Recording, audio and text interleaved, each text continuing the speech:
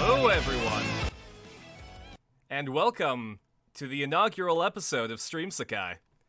I guess for the YouTube video, because I'm going to be posting this onto onto its own YouTube channel instead of the archive, just because I don't want it to get buried. I am the titular Space Shark, but I just go by Carson because it's easier, and also it's more friendly.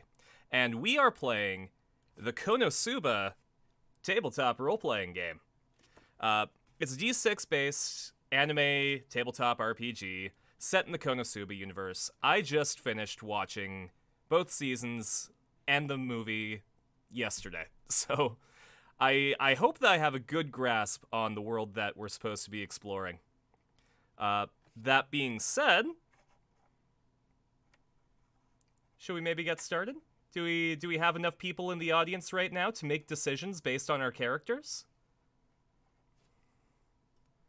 We'll wait to get started until there's somebody in the chat that says hi.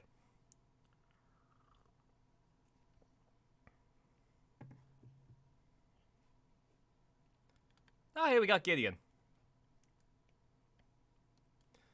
All right. Well, I did say if there was someone in the chat. So, Gideon, you're in the driver's seat right now. I'm going to explain just a couple of things before we get started. Number one, if you need to roll, I have a D6 and a D20 command.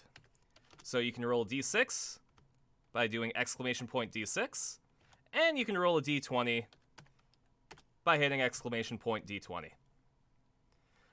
We only will need the D20 for a single mechanic, so you're probably not going to be using that too much. We've also got an explanation.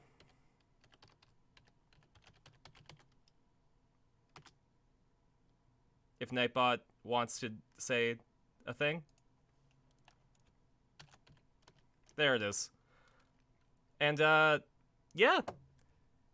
If you want a refresher on anything, I'll be introducing more commands later. But let's get started. And as you hear the streamer go on with what he's saying, you hear the doorbell ring.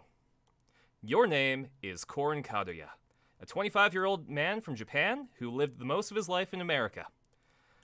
You moved to Tokyo for college and spent 4 years in there, but that didn't really go anywhere, and you ended up being a NEET for the last year. You were watching a stream from, a foreign streamer that you like, and suddenly you hear the doorbell ring. What do you guys want to do? You guys can explore the apartment if you want. You can go check out what's going on in the doorbell.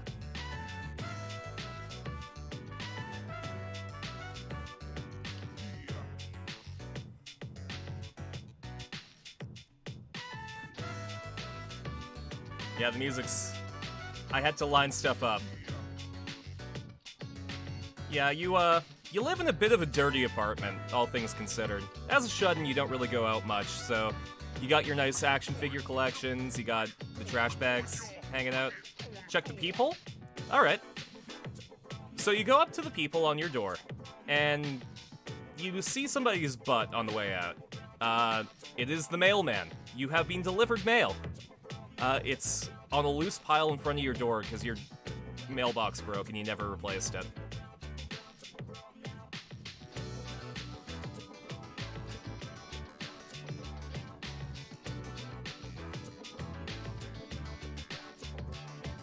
You gonna check the mail?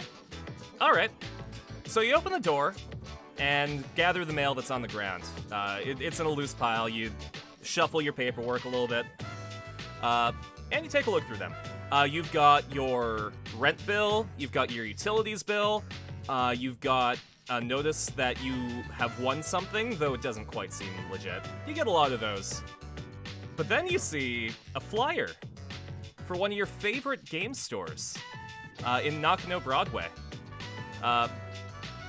You look through the flyer, and aside from stuff that you want being on sale, some cards, some merchandise, some figures, they're actually doing a special event today, where if you go and bring your flyer into the store, you can enter in a lottery for a chance to win a bunch of amazing prizes. With the top prize being a replica from a popular series. Now, as a shut-in, you don't go out for much, but what you do go out for is for games. And for prizes. Though, you guys can also hang out at home for a while if you'd like. What does Korin want to do? Are we gonna go out and are we gonna explore? Free stuff sounds nice? Yeah. I should probably set this music to loop. If it's free, it's for me. All right. I guess we're going to be going to the store. So you walk over to Edogawa Station. It's a pretty cute walk, all things considered. You live in a residential area, but it's Japan, so a lot of the residential areas will have little shops that you can go to and like restaurants just on your way to the station in your neighborhood. To your left, there's like a clothing store that honestly everything looks a bit outdated. To your right, there's the grocery store that you usually go to, and as you go to the station, you get closer, you see a shrine. If you'd like to stop at the shrine, you can donate some money, maybe pray for something, or you can just go onto the train. It's still a little bit until your train arrives, so if you want to look around, then by all means.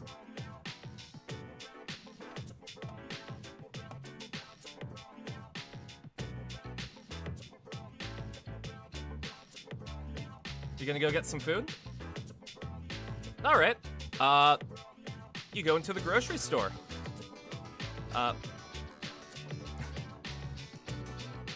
Or would you like to go to the restaurant? You can go to the grocery store or the restaurant.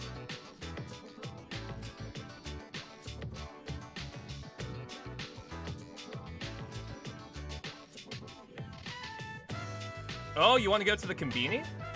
There is a 7-Eleven actually on the other way. So if you want to run back past your apartment, you can go to the 7-Eleven. So you do so. you head towards the convenience. God, I didn't plan a song for this, so give me one sec.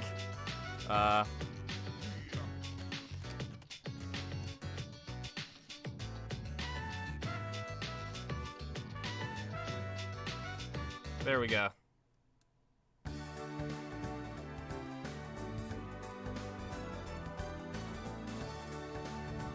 Hey, RDF.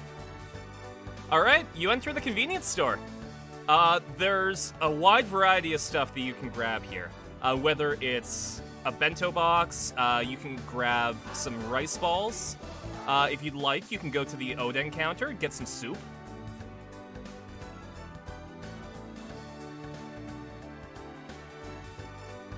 What do you want to do at the convenience store? I didn't plan on you guys going to the convenience store, so I don't have a graphic, but... Soup? Alright. So you go up to the counter, and the clerk looks at you expectantly. Hello, welcome to 7-Eleven. Would you be interested in some Oden? And they point towards a steam tray, well, a broth tray in front of you. You have sausage, like fish sausages that you can get. There's some konnyaku. There's some some dumplings that are in the soup. There is no soup in the can, I'm afraid. At the convenience store, you get soup that you can add different stuff into it. Did you want to say omakase? Did you want to roll for soup?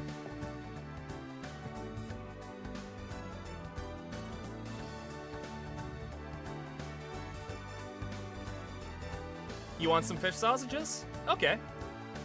So I'll say that you get three items that you want. RDF wants fish sausage. Can I get 2 D6 rolls? So just hit exclamation point D6.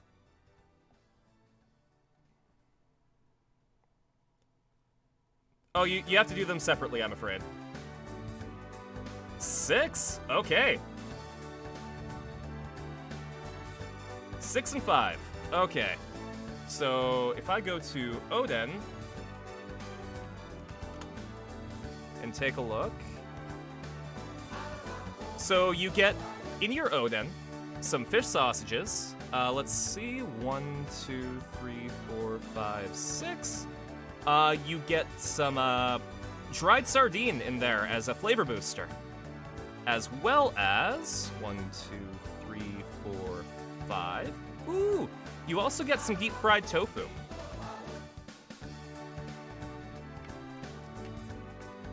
So if you want, you can enjoy your Oden inside the convenience store. Or, if you'd like, you can eat it just outside.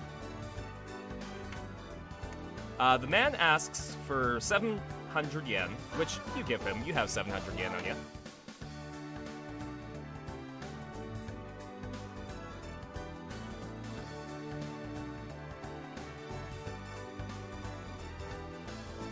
Actually, you know what? It's polite to sit inside. So we're going to sit down, and we're going to eat our Oden. Is this a haggling country? No, I'm sorry, this is Japan. There is seating in the convenience store. So you sit down and enjoy your Oden. As you're scrolling through your phone, you take a look, and you know, the train arrives in about 10 minutes, so you got a little bit of time to finish your Oden and head to the station. As you're scrolling, you see that people have won a couple of different things at the prize event today. Somebody won the basic prize, which is 5% off. Another person got any video game in the store under $30. So there's some cool prizes that you can win.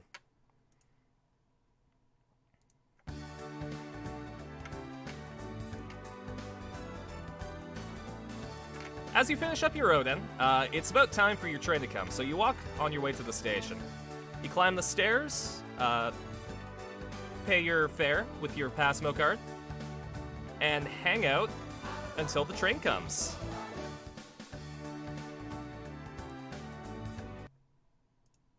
So we'll go back to... Where are you?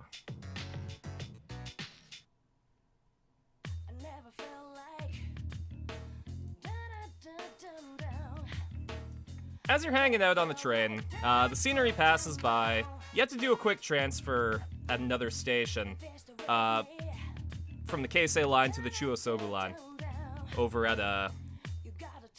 Modoyawata Station. And you see your neighborhood shrink in the distance as the big city comes into view. Skyscrapers looming over you. It's honestly like, you like our shirt? It's honestly kind of intimidating, since you've been shut in for so long.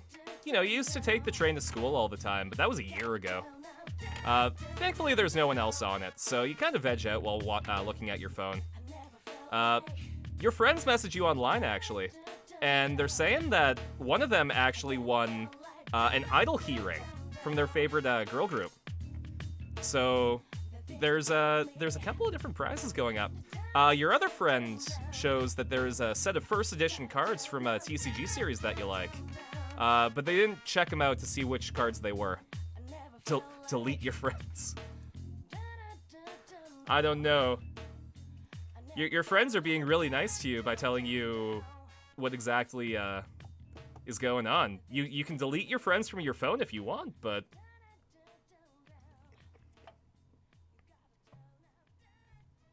I will say that this is one of the only times I'm going to be nice about this, but if you say something that you're joking about, I might actually do it.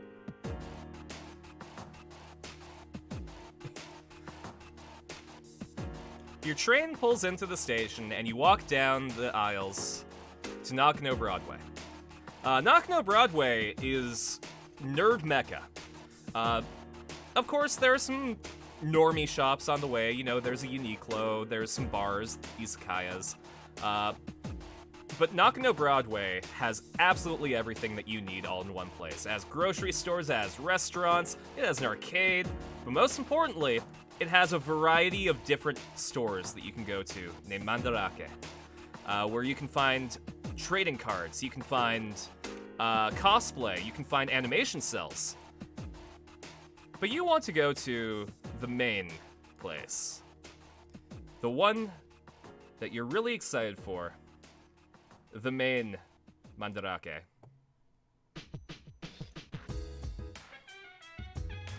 So give me one sec. You ride the escalator up to Mandarake. Well, I guess I can have both these up. And you walk up to the counter. Hello there! Welcome to Mandarake. Are you here to sell anything, or are you here for a promotion? I'll help you in any way I can. He's an oddly, like, muscly guy for a place like this, you know? You'd expect, like, really lanky, nerdy types to be here, but he looks like he lifts.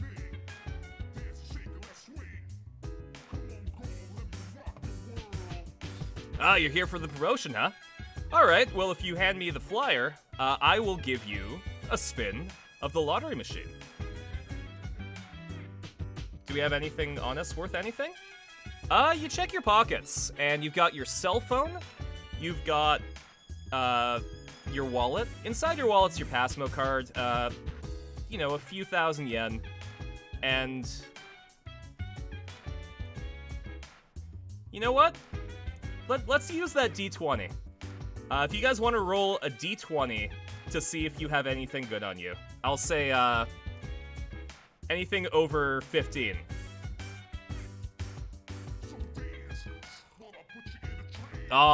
Unfortunately, you guys do not have anything good on you.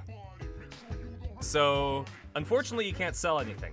But, you can take a spin of the lottery machine if you want, or you can look around Mandarake. You found pocket lint, exactly. Oh, well, I'm very sorry. I can't take pocket lint, unless you know it comes from a famous person. But then it has to be sealed in a bag. But thank you anyways.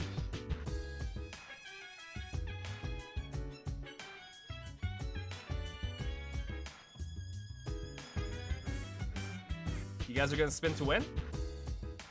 Alright. Before you spin, the guy at the counter explains that there are a variety of prizes that you can win.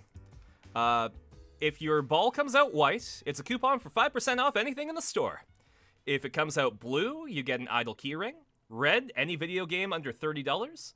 If you get the silver ball, it's a set of first edition cards from the hit TCG Adventurers Ascension. It's from 1995, and they're first edition warrior, wizard, priest, and thief cards. And if you get the gold ball, and he opens a cabinet behind him, kind of looks like a shrine. It is a replica of a golden bow and arrow, as well as a stone mask. If you get the gold ball, well, you have a chance at winning these babies. Looking at the wheel, is there anything, any obvious way to cheat? So the way that works is it's a barrel. Give me one sec. I'll give you guys a little look-see.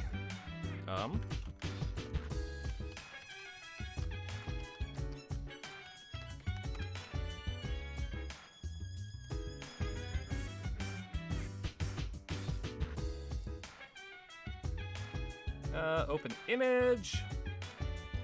Realize that it is tiny.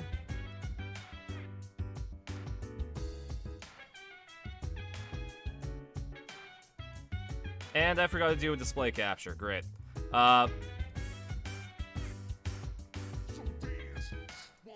Okay, let's save the image. We're going off the wall right now. Add image.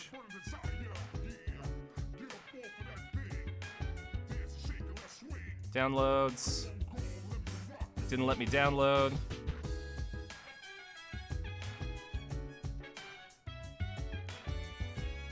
Let's try it the roundabout way.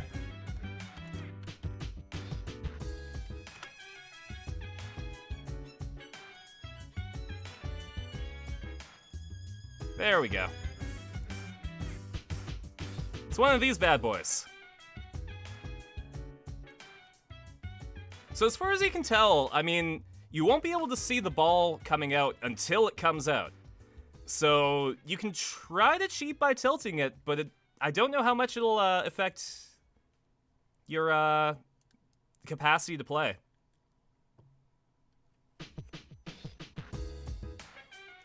If you want, though, you can roll the cheat. It'll be another D20, and you have to get 15 or more. But if you don't want to cheat, then by all means, just roll.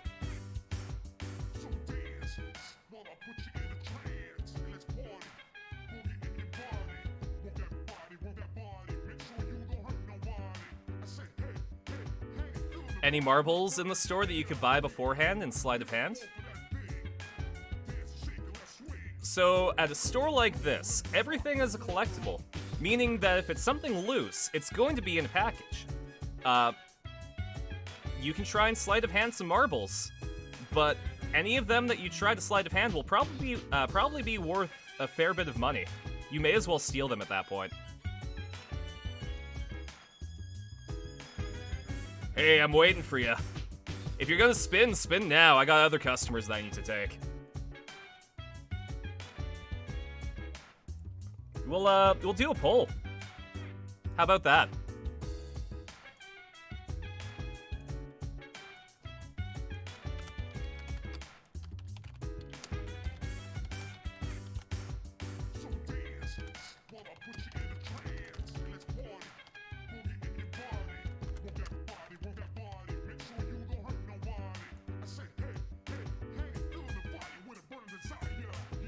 There we go.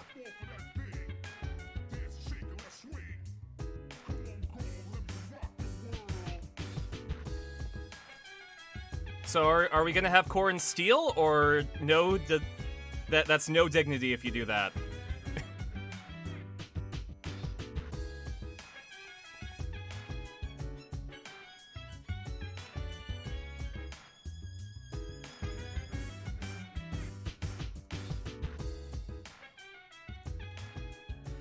I don't think anyone is voting for stealing.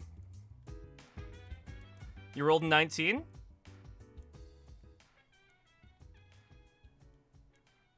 Okay. But Trum rolled to cheat, so and it did go through. So it looks like we're going to try and cheat. So as you roll the lottery machine, you notice that the ball that's about to come out looks pretty red. And as much as you'd like to grab that video game under $30, you have your sights set on something a bit more. So you knock the machine slightly, and the red ball goes away, and out pops a silver ball. And since he rolled so high, he doesn't notice that. So congratulations. You unintentionally cheated your way into getting something new. Oh, a silver ball. All right, well, let me grab this. And he goes under the counter, and it's basically a Seto Kaiba briefcase that he grabs. It is, for all intents and purposes, a briefcase of 4 ultra rare first edition cards from Adventurer's Ascension. You have the Warrior card, the Wizard card, the Priest card, and the Thief card. Well, congratulations there, buddy. You're the first one to win this prize, and it's the only one, so you're the only one to win this prize. Enjoy!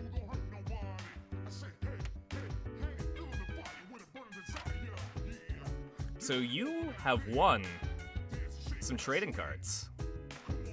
Did you guys want to look around the store? No sweat. Anything to get people in, and it's appreciation for the customers. Thief card is real appropriate. Oh no, you get all 4 cards. You don't have to choose between them. Now I will say, if you want to make a move on the bow and arrow and the stone mask, you can attempt to steal it from him. Or you can be on your merry way.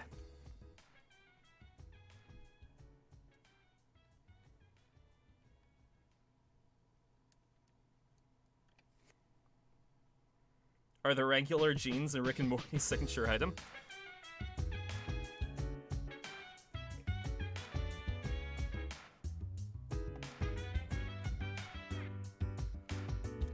Let's be on our merry way? Alright. So on your way out of the store, you leave the Mandarake, and being the shun that you are, you decide to go straight home. You hear some people gasp, though, around you. And there's a high-pitched squealing that you can't really place what it is. And suddenly,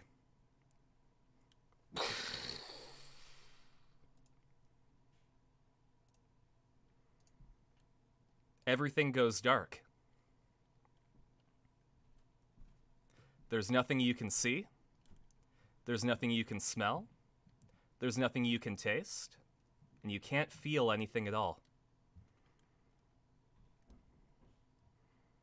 What do you guys want to do? There's nothing you can see. There's nothing you can smell. There's nothing you can taste. And you can't feel anything at all.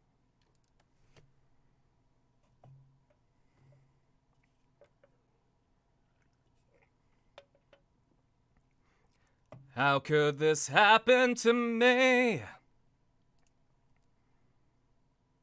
Can you hear?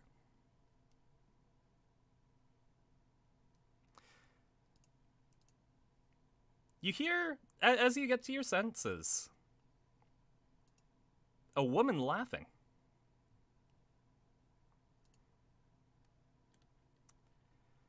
And as you tune in, she's like, oh man, a Part 8 reference, huh? Someone read the manga. You come to your senses, and you see a woman with pink hair and a blue dress. She wears an adventurer-style hat, and she's sitting in a white chair.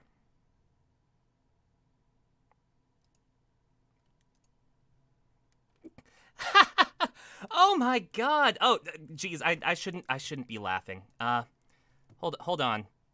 There's something that I should be doing here. Yes. Welcome to the afterlife. I'm the substitute goddess of the multiverse, Irina Zuccherini. Who are you? As I just said, my name's Irina Zuccherini, the goddess of the multiverse. It's not a title based on my powers. I've been traveling through the multiverse recently because of a mishap, and I ended up here, and I didn't die, so they didn't know what to do with me, and they figured, she's been traveling around. She knows what it's like to be reincarnated. First I was a vampire, then I lived in Eorzea for a bit, though I didn't stay very long. Oh, and I was a future cop with like 5 different stands. Oh, man.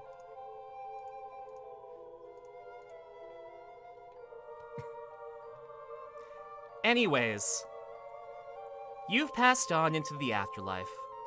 You were crushed by an airplane evacuation slide panel. Turns out that around 500 times each year, things just fall off of airplanes. Really dangerous. And it just so happens that you got caught underneath one. I'm so sorry for your loss. But I'm here to send you on to your merry way. Now, you're given a choice in the matter.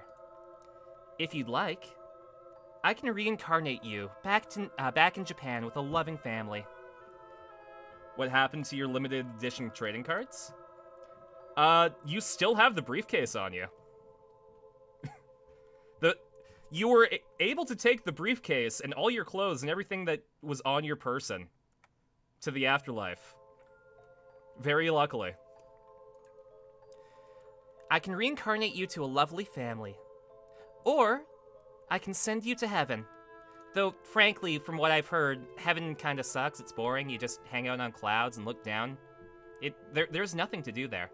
In fact, and she leans in and says, I've got a special deal for you. Will you remember your previous life? No, your memories will be wiped away. And she whips out a book and is like, right? Let's see. You get to go back to Japan, and you get to... No, you don't get to keep your memories, but you do get a better circumstance than you did in your previous life, so who knows? Maybe you'll be with another, like a millionaire family or something. That would be sick. Or, I noticed that you were into playing video games, so I can offer you a third choice.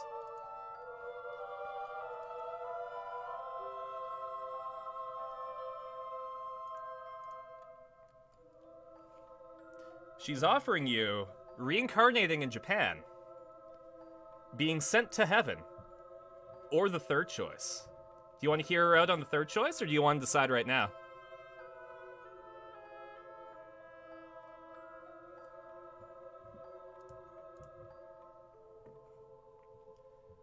What is it? You ask the goddess Irina. Okay, I'll bite. What is it that the third option you're giving me is going to be? Well, I'm glad that you asked. See, I used to be an adventurer in a fantasy world full of dragons and mech dragons, and then also like a bear baron. Anyways, I can offer you the chance to get reincarnated in another fantasy world. They're facing a dilemma where a devil king is trying to destroy everything. And, since the world really sucks over there, they're letting people who die in Japan get reincarnated into this world. Now, I can't just send you as you are right now, so if you choose the third option, I'll give you a special gift too, as a thanks. So what's it going to be? Lady Irina has offered you a choice. Will you be reincarnated? Will you be sent to the afterlife? Or will you go to the fantasy world? Can we take her job? You look at Irina straight in the eyes and say, well, What if I just want to take your job and send other people to the afterlife? Do you want to get reincarnated? And Irina looks at you, confused, and is like, oh, do you have any god powers? Oh, I'd love to hear about them. What kind of powers do you have? I haven't been here for very long, so if people in Japan have, like, crazy powers, that would be fantastic.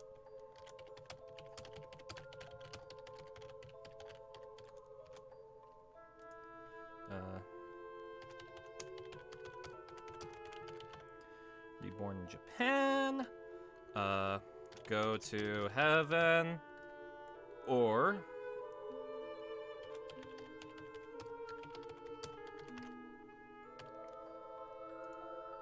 I'll give you guys 2 minutes to vote. Yeah, I have weed powers. Well, you see. And you put your hand over your left eye. And you say to Irina, my name is Korin Kadoya, and I was born with the gifted power of a cursed left eye. I have it unsealed because I have immense control over my abilities. But one thing sets me off, and I will unleash waves of chaos upon you. Oh, so you're a Chunibyo as well as a NEET. Okay. No, I getcha. Wow. My first person's really gonna be like that, huh? Alright. I'm too good. I watched enough Konosuba to get the hang of it.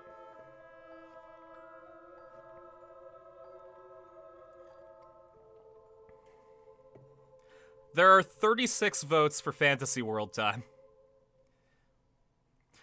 Wait a minute. I'm the first person that you're sending to the afterlife? Oh yeah! No, I have only been here for like, I want to say like a day. They gave me a quick orientation and... you know, this nifty-difty handbook. And, yeah, no one's actually died until now. Honestly, like, you're getting the full bulk of my power.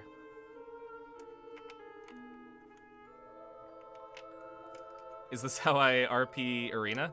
Yeah, it is.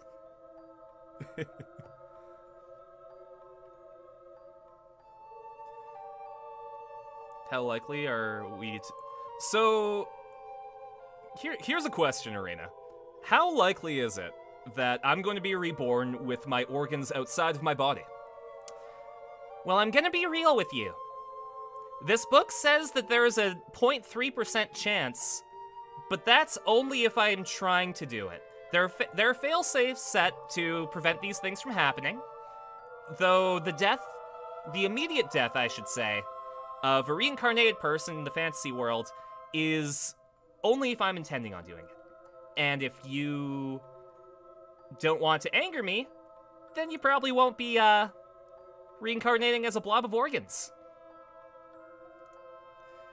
Alright. Well, you drive a tough bargain. But I kind of want to have magic abilities and go on an adventure. So, I choose option 3. Send me over. All right.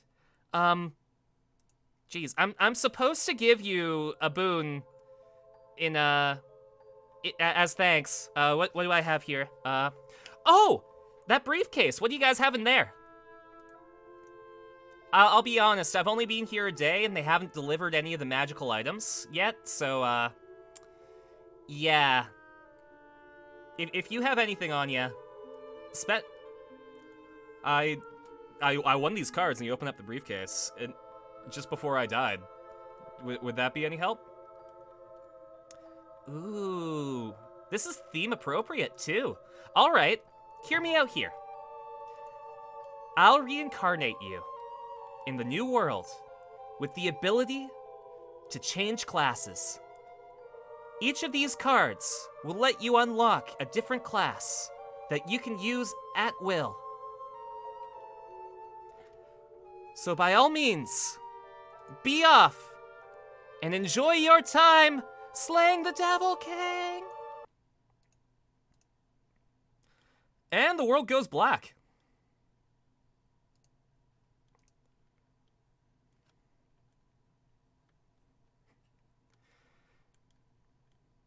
flash of light, and a loud boom later. You end up not in the starting town, but in the forest.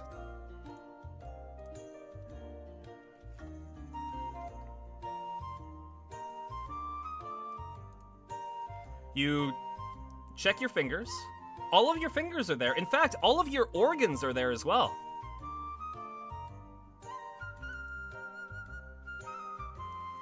In fact, your cards are also here.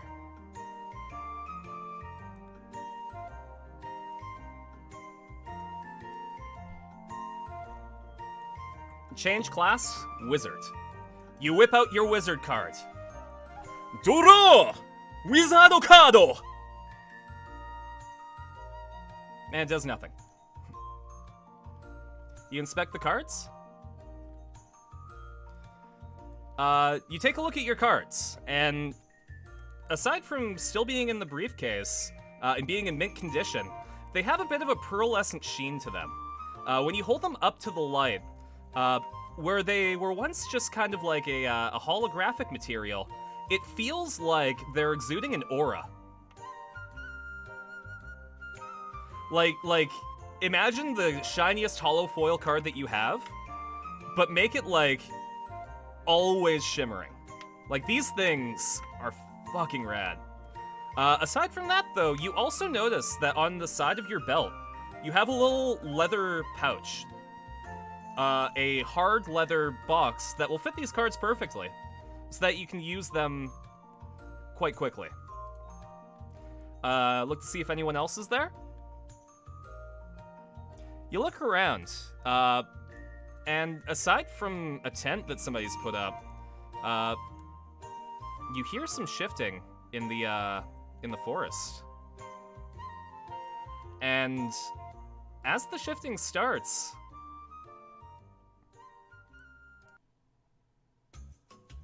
give me one sec. Where are you? No, this one. 3 monsters jump out at you.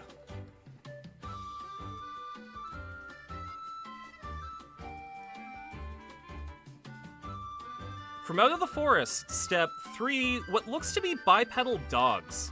Not quite like furries, but imagine if a dog was on their hind legs and holding a bow.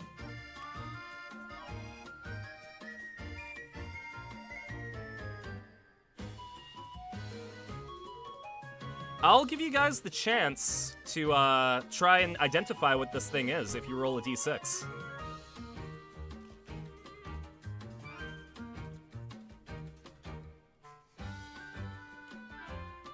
Attempt to parlay. Oh, hey, Bandicoot. You rolled a 4?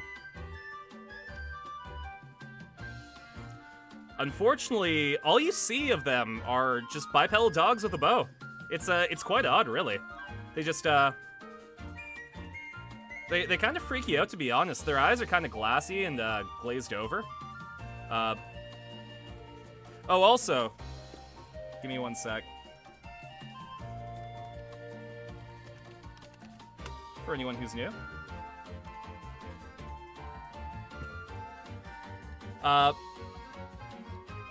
You try to reason with them. Hello, I'm a reincarnated adventurer in a new world. Are you my points of contact? Are you guys gonna take me to the town?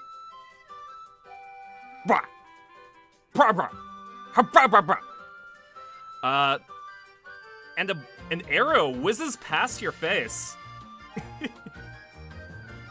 These guys are not friendly at all.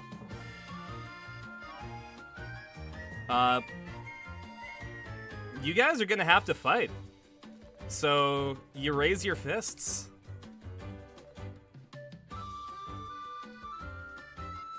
Attempt to run. You guys can do that. What I'll do is roll a d6. Oh, you want to pull out the warrior card. You can absolutely go ahead and jump in at any time. It's for all you guys. Here, let's make a poll then. Do you guys want to fight or run away?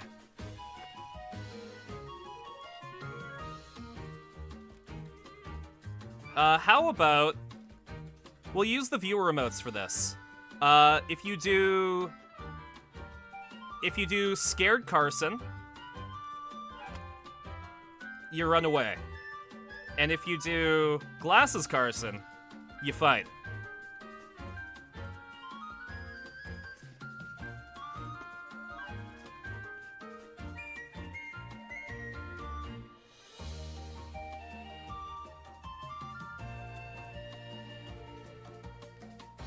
We got 2 people for fighting. It froze? Oh no.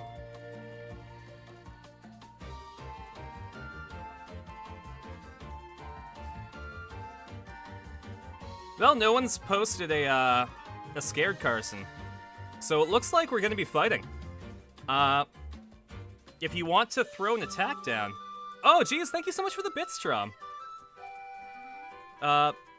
If you guys want to throw a blow, roll a d6. You have fists. Or you can try using one of your cards again.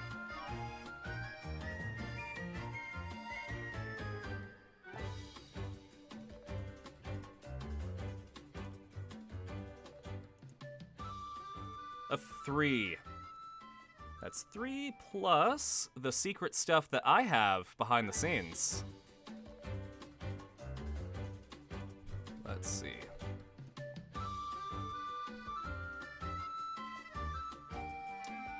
You get through. Roll another d6. Sorry, this is a new system for me, so...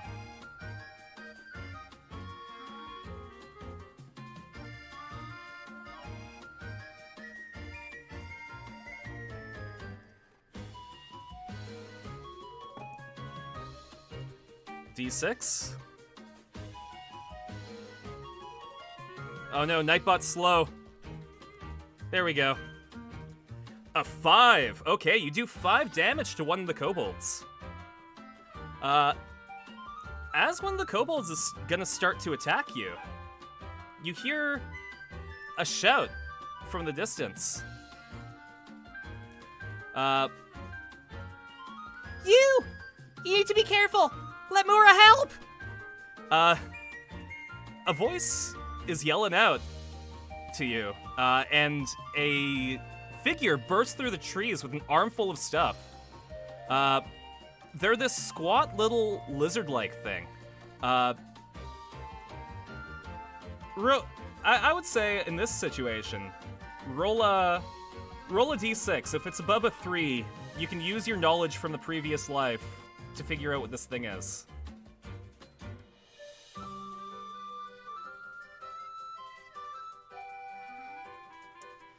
Oh man, this thing is such a cute, rounded, purple lizard thing with a cape, but you have absolutely no idea what it could be. Whether it's something that you've never seen before, or just too weird for you right now as you're fighting the kobolds. You just can't figure it out. Mura starts speaking. Those are kobolds! Not like any Mura's ever seen before, but that's what the adventurers called them. Mura throws their pile of stuff towards you. It's a spear and a bag of clothing. The dog kobolds are waiting patiently. There we go.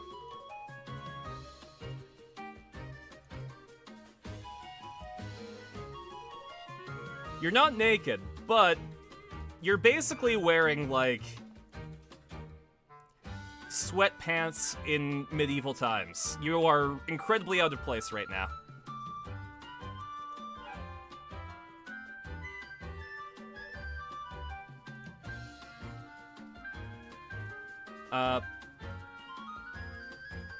Alright, you take the spear and you take the clothes.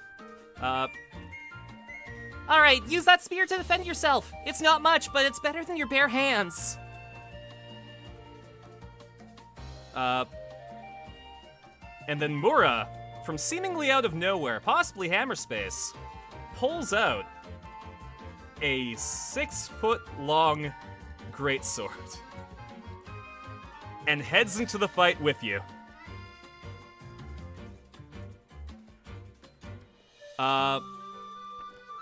So what I'm going to do is have the kobold roll an attack check against you.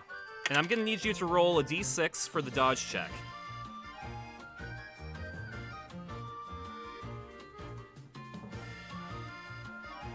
In fact, 2d6. So I need 2 people to roll d6s. There's a 2. Sorry, there's a bit of a cooldown on the d6 button. If you want to try it again, there we go. 2 and a 6. 6, 7, 8, plus your 3. That's 11. And it got a 7.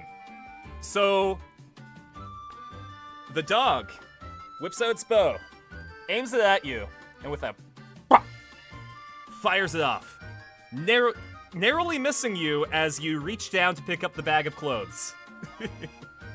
You got incredibly lucky there. The second kobold goes and tries to hit Mura. That's 1, 3, 4, 5, 6, 7 to hit, and 5, and max to dodge. So Mura sticks her greatsword into the ground just as the second kobold is firing off its arrow. Give me 1 sec.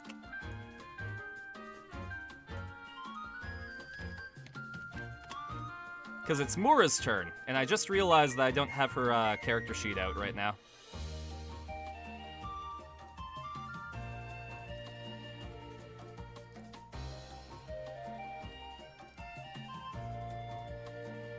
There we go. Okay.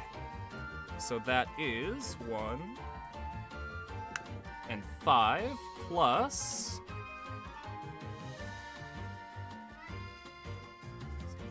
9 to hit. 2, 2, 3, 7. So Mura lifts her giant sword, well, their giant sword, over their head and yells, "You guys are not good boys! Not at all!" And she does a front flip and decks it in the head for...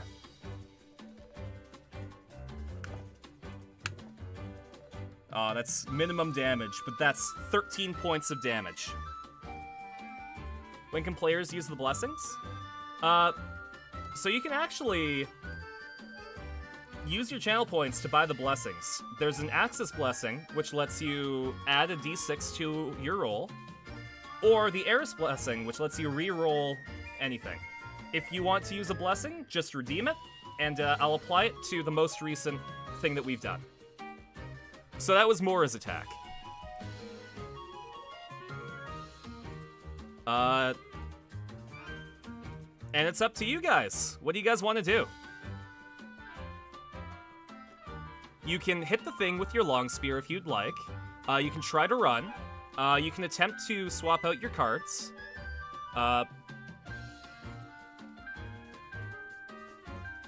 Or you can do an action that I can't think of.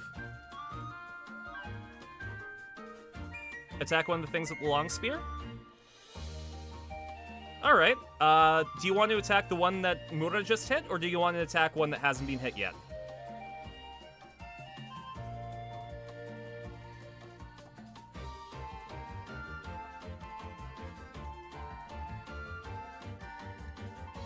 The one Mura just hit? Alright. So I'm gonna need you guys to roll 2d6s. In fact, if I go like this, I'm just going to erase the threshold for the d6. I can't. Okay, there has to be a cooldown for the d6s, I'm sorry. 4 and a 5. Oh, that's really good. 5, 6, 7, 8, 9, 10, 11, 12, 13 to hit. And the kobold rolls 2, 1 plus 4. That's a 7. So you guys hit it. Rolled 2d6s to do your damage.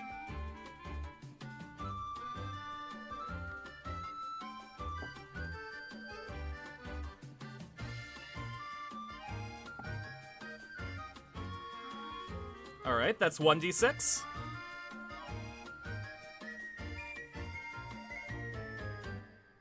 Nightbot just needs to catch up. I'm sure there we go. Minimum damage. But you do 11 points of damage. And in combination with the one that Mura did, this kobold's not looking so great.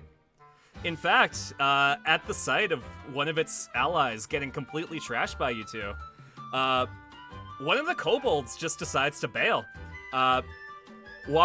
Just running goofily on the hind legs of its weird dog body, just going like just into the forest. The second one doesn't seem so shaken. But maybe if you finish this one off. That being said, the kobold that you just hit is going to attack Mura, because Mura did a bit more damage.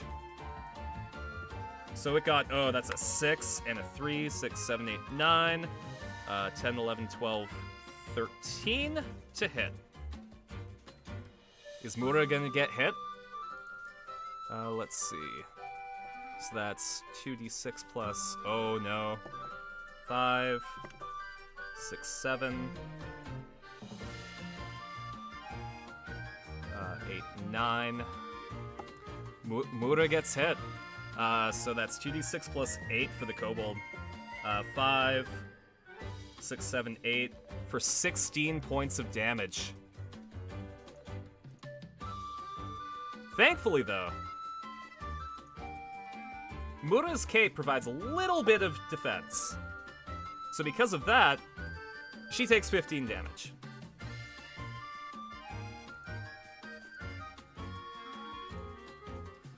Mura, it's a pretty heavy hit. Oh, dang! I should have.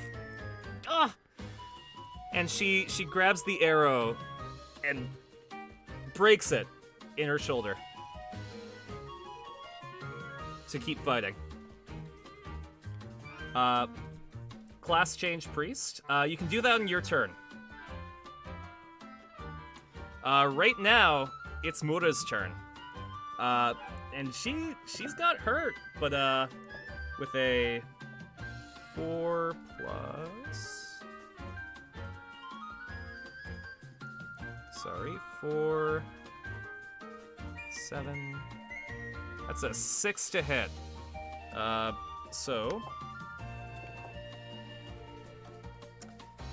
That is a 6, 7, 8, 9, 10, 11, 12 to dodge. So Mura just doesn't quite make it. That being said, she's still standing. And it's the next kobold's turn. They are going to try and attack you. They wind up their shot and aim an arrow directly at your head. While I roll for their attack, I need you guys to roll for a dodge. That's a d6 from 2 of you. You're gonna have to beat an 11.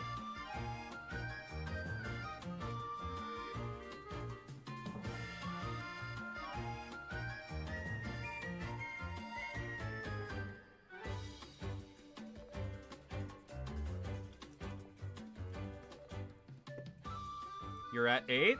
I need a 3 or higher. You might have to re-roll that one.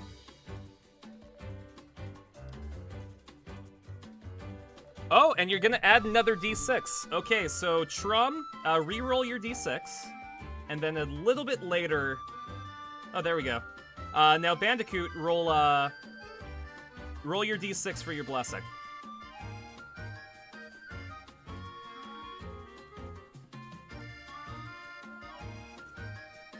Thanks for the drink.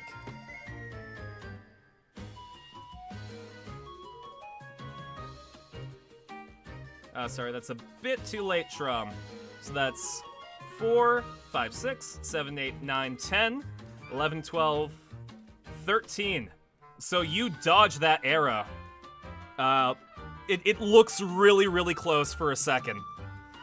In fact, it's just about to scratch the side of your face when you sneeze.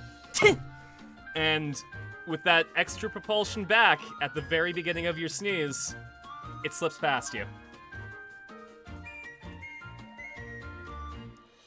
It's now your turn. Mura has taken a decent bit of damage, but the kobold that she was fighting looks like it could go down pretty quickly. What do you guys want to do? Are you going to change your class? Are you going to try to run away? Are you going to try and hit something?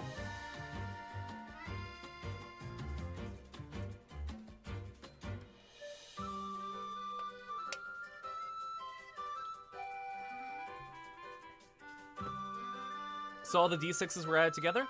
Not quite. You were making a dodge check. So the first 2 d6s were your check, plus the one that you rolled, Bandicoot, was your blessing. Then plus the 3 for the dodge check.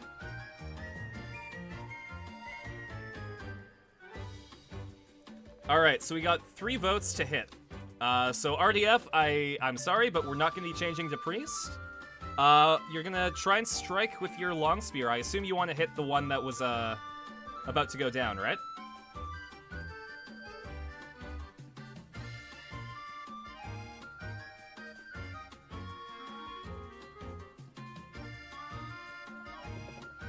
Alright. So I'm gonna need you guys to roll an attack, a hit check. So I need 2 more d6s. Gonna need you to be the 12.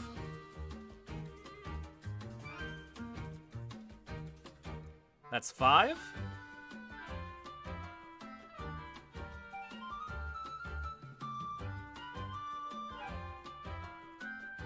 Oh, I'm sorry, Bandicoot. I just realized that you redeemed a Blessing of Eris instead of a Blessing of Axis. So that should have been a reroll. 5, 10, 11, 12, 13, 14. You guys get your hit in. Roll damage.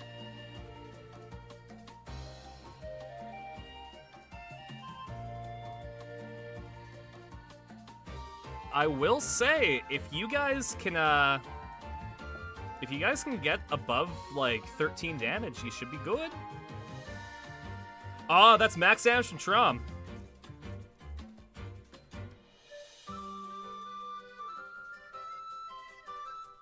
Gonna need 1 more d6 from you.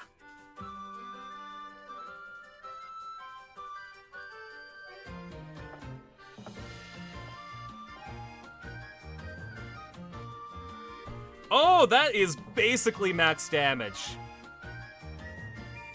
11 plus 9. So, you take your spear, and you rush the dog. And, turns out, in high school, you were on the javelin team. So you got a pretty good way of, like, handling a spear. So, with a single move, with spear in hand, you sidestep and thrust the spear right into the kobold's chest, destroying it instantly. The second kobold, looking like it's scared for its life, starts to run away. If you guys want to let it run away, you can do that.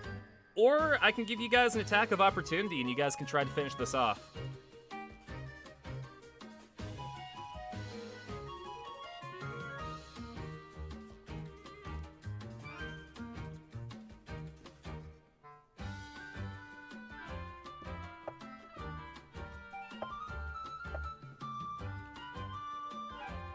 We got 2 for run away, 1 for follow. Let it run and help our friends. All right.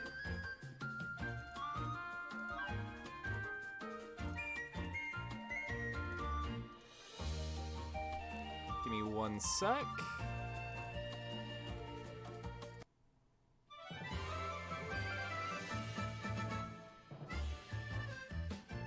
You guys won your first fight. Congratulations. You go up to Mura, and you look at her in pain with the arrow sticking out of her shoulder. Listen, I just got a blessing from the goddess, and I think I might be able to help you. You reach into your satchel and pull out your priest card. How do you want to activate the priest card?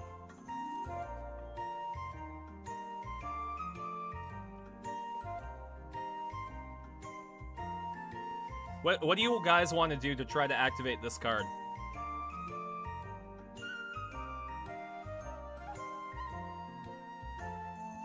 Alright, you take it in your hands, and you go like that. What do you say to try and activate the card?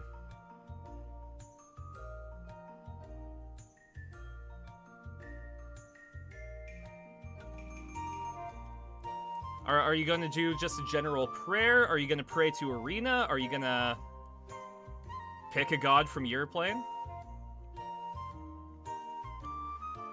Oh, holy divinity, bless these hands to heal. By the Father, Son, Holy Ghost, head, shoulders, knees, and toes, strike that pose. Hey, Macarena! And you put your hands on Mura after dabbing.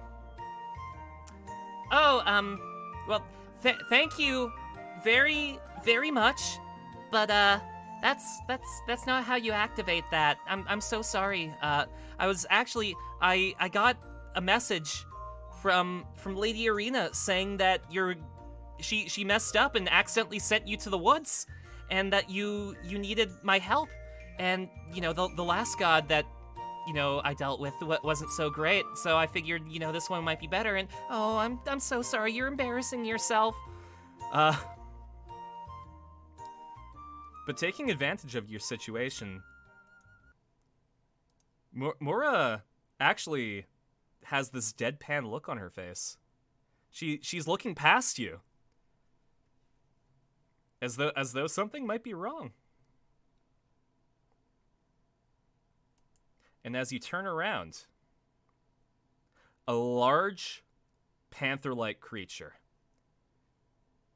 is staring down at you, menacing. Oh my god, I've heard about those! Mura yells. That's a newbie killer. Every time that an adventurer beats a group of monsters, one of them might be there to try and take the oh no! But that's not all that's happening. Because there's a red glow in the sky. And a bit of an echo. Oh my god, I am so sorry. I forgot to send you with the thing that activates your cards. Sorry, this is my first time doing this. And a sigil opens in the sky, bursting forth with crimson light, bathing the newbie killer in red. And like a lightning bolt, a thunderous smash hits the newbie killer. And it lies still. Dead.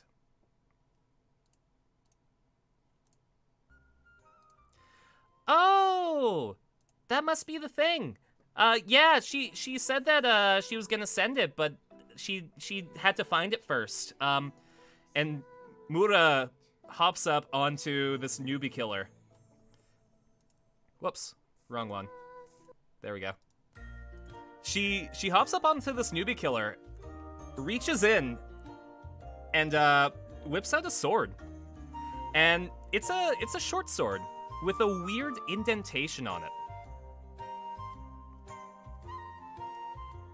Mura hands it to you and says, okay, so you know how I was saying that that's not how you activate it before?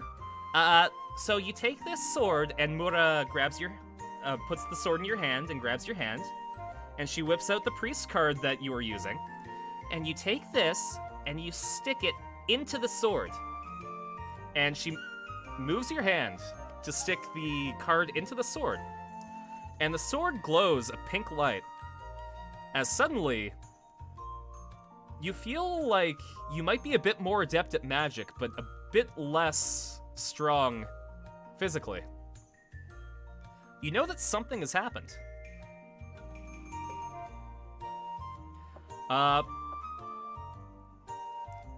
If you guys want, you can hang out here with Mura for a bit before trying to head back to town. You can see if you can find any loot. I'll let you guys roll on the loot table for the kobolds. And I'll say, this newbie killer has been utterly turned to vapor. But I'll let you guys try a high luck check to see if you can find something. I'm gonna say it's a... just roll a d6. You breathe in the vapor, and it's really irony. Like, it tastes like you're inhaling blood. You roll a 2. Adding that to this stat. Unfortunately, the thing's just been turned to vapor.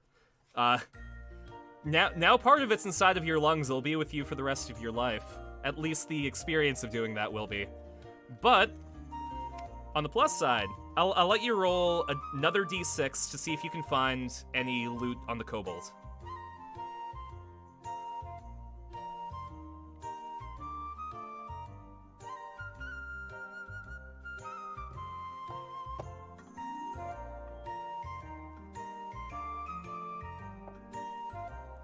So I'm gonna need one more d6 from you guys.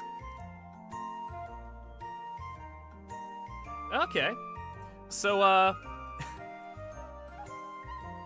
on the kobold's body, you find a sidearm. I guess it was using a bow because its main armament, the broken sword that it had, was on it. So you pocket the sword. It might be worth something.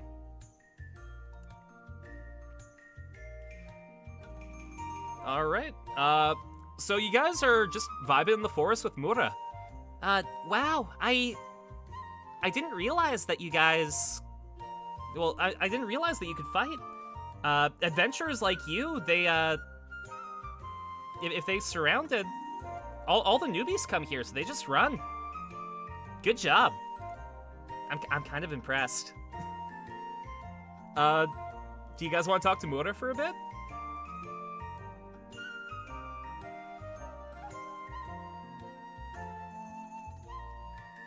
Can we cast heal at her? Unfortunately, though you have the priest class, you do not have the priest spell. Thank you very much. I used a javelin when I was in high school.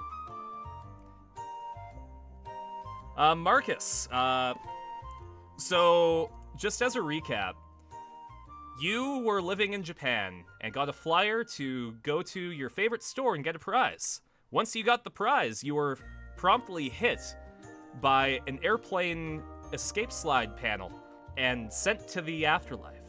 But you met the goddess Arena in the afterlife, and she offered you the chance to be sent to a fantasy world. Once sent to the fantasy world, you were in the middle of nowhere, surrounded by these weird dog things that you were told were kobolds. But, you know, now that you think about it, your friend here, Mura, looks more like a kobold than those things did. If a bit more cutesy.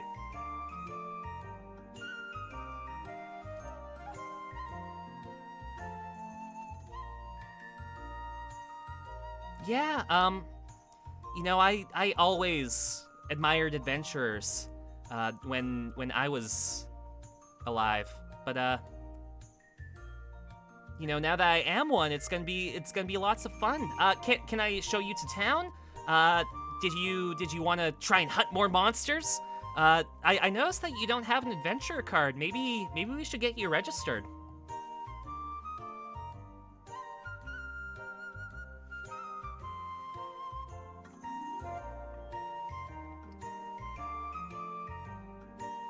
Heard of the isekai truck, but not the isekai plane.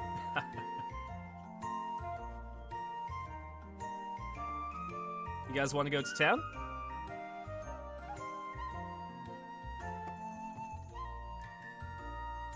Mura, how do you know about... how much do you know about isekai people? How can we learn spells? Oh, well, that's really easy. When you register at the Adventurers Guild, you actually activate all your stats. It's actually something that most people don't know, but you can't actually advance your stats or learn new skills unless you register with the Adventurers Guild. So, you know, I'm sorry to say it, but that kobold and that newbie killer, you don't get experience points with it.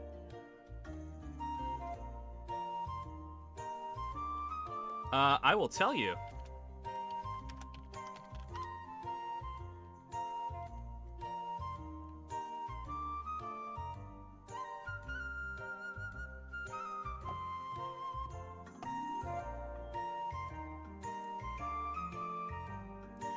All right, well, I guess we'll be off to town. Follow me this way, please. And Mura puts her greatsword away. Oh, and you might want to change into these new clothes that I brought you. It's just some cloth armor, very basic, but it'll help you blend in with the locals a bit more. If you guys want, you can change into the outfit the Mura gave you, or you can go straight to town. It's up to you.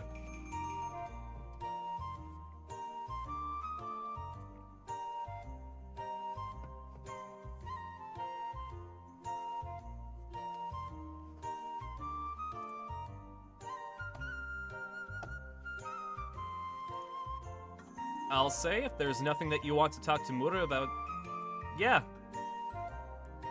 Okay, so you change into your outfit, you go behind some trees, take off your clothes, put them into the bag, and swap them out for what's essentially just a very basic adventurer's outfit. Wow, you look just like a real adventurer now. Oh, I'm so happy that I was able to find you. All right, let's go back to town. All right, follow me. And you and Mura head to town. If you guys want to ask Mura about anything on your way, you can talk to her. Or if you just want to enjoy the breeze, we can go to town just straight away.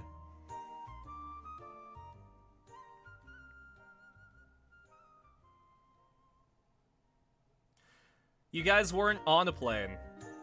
So what ended up happening was a plane passing overhead, the escape slide panel popped off the plane and fell on you while you were walking out of the store.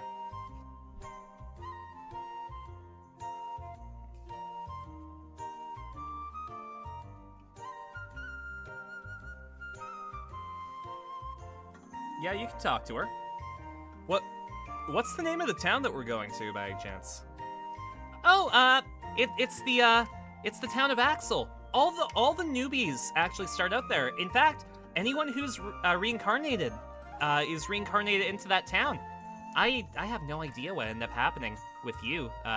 You know, it was Lady Arena's first time doing it, so there was a hiccup. At least your organs were inside of your body, but at least you got to figure out how to fight.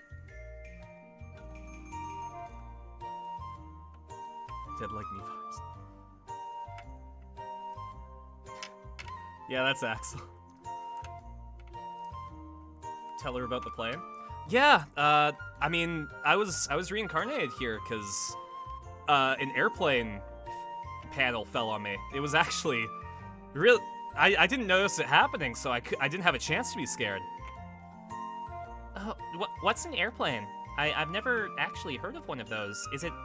I mean, it's in the air, so man, if something fell on you from the air, that's scary. Do we know how Mura died? So, you said that you talked to another god, and does that mean you were reincarnated as well? If you don't mind me asking, how did you die? Oh, so it's a bit of a different thing that happened. I was a kobold, and I was serving a dragon, and I had seen all the adventurers pass by. We might want, like... Give me one sec.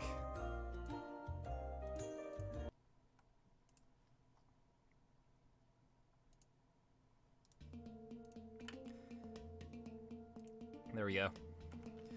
And I had seen the adventurers go past the door to the cave, the opening of the cave, very regularly with all their weapons and armor. And when they came back past it, they would have all this loot, and it looked like they had saved someone one time. And I was really, really, really fond of that. So I came up to my dragon, and I asked them, hey, could maybe I serve you by going out to adventure with everyone? And my dragon pat me on the head and said, you know, of course you can, my dear. Anything to make you happy makes me happy. My dragon was really nice to me. So she gave me a cape, and she gave me a sword, and sent me on my way. And I went out to greet my fellow adventurers. And for some reason, they started attacking me. I have no idea what ended up happening, why I angered them. But I was able to defend myself quite a bit. But then I tripped. And oh. And then they started kicking and punching and hitting me with their weapons.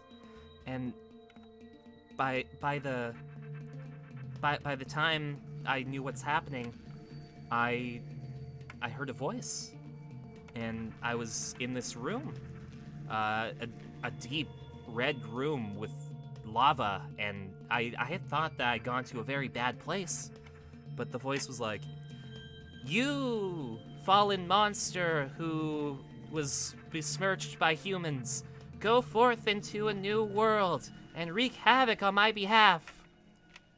And then I woke up here. But that voice sounded very, very mean, and I didn't like him. So I just wandered around. I didn't listen to him, but after wandering around, I heard another voice saying, and this is kind of what I heard. Hey, you were just reincarnated, right? I don't know who you are or what you are, but I messed up. There's another person that needs your help. If you could go this way and let them know that I'm sending a weapon on their way and that they messed this up, something like that. And she sounded a lot nicer than my guy, so I decided to go with her, and now we're here. So we're gonna go to town and register with the Adventurers Guild, right? So you've just found out that Mura, upon trying to become an adventurer, was beaten to a pulp by the adventurers that she admired.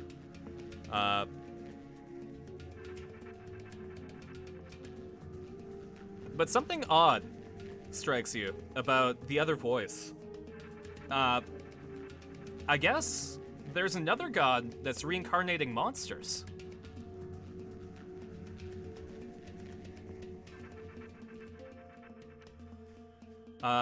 You can try and reassure Mura. You can tell Mura that there's no way that you're adventuring with them. You can... You know, what do you want to say to this?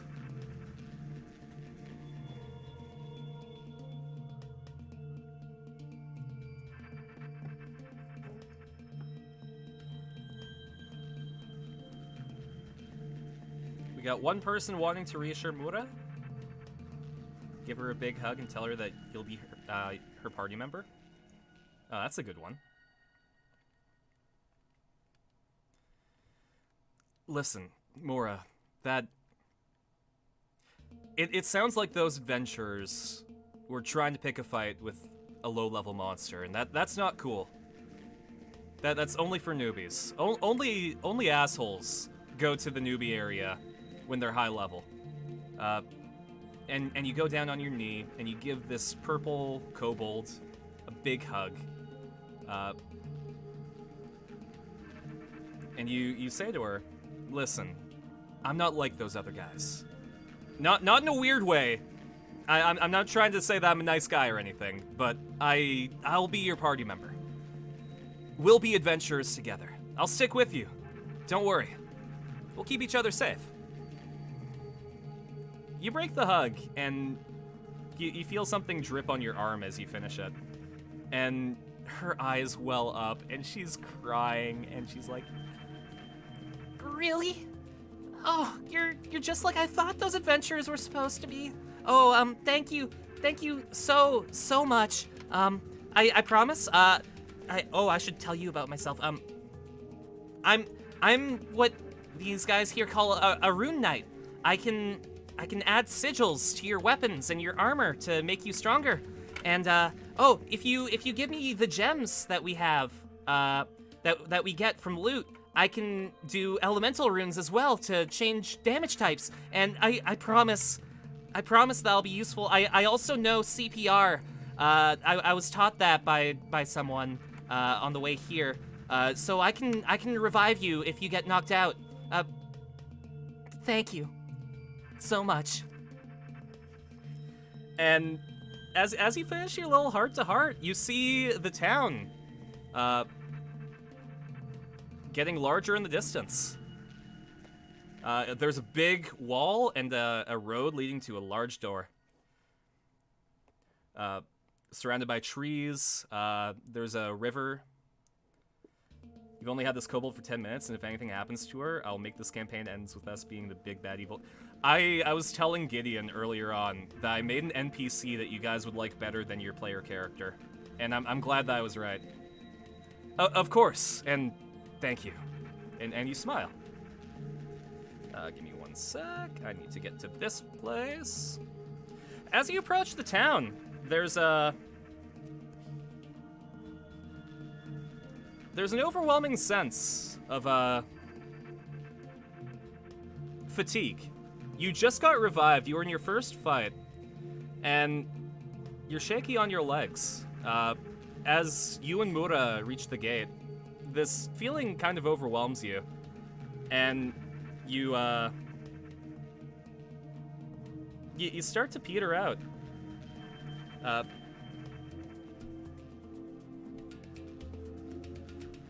What's the dodge check, hit check, and card list?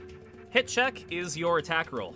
Dodge check, instead of your AC, you can roll to dodge it. Yeah, I'll have you guys roll to see if you can stay up. I'm gonna say Mura is doing a bit worse than you. So Mura just sort of collapses at the gate. I'll say roll 2d6 for me.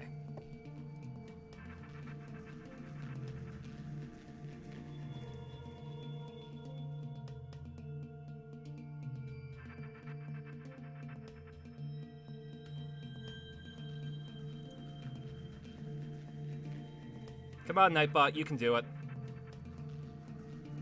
There we go. 3. Do you have a perception check or a deception check? You don't know all the differences yet? Well, you'll find that out once we get to the Adventurers Guild and we figure out what your stats are. Alright, so that's a 3. I'll need one more d6.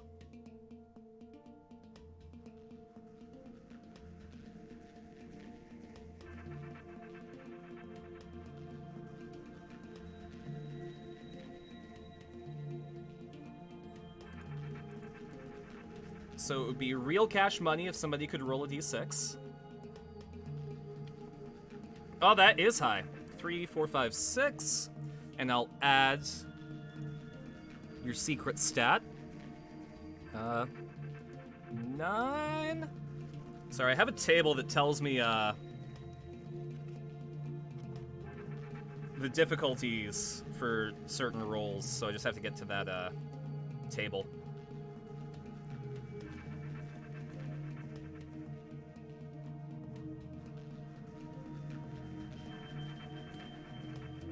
Okay, I'm gonna say that you're about to biff it, but you get sort of a second wind now that you see your friend Mura just not having a great time. A young man actually comes up to you, and through your kind of bleary vision, he puts a hand on your arm and says, "Hey, here, follow me. I'll take you into town. Don't worry about it. I'll help you find an inn." Do you go with this guy, or do you try to do it alone?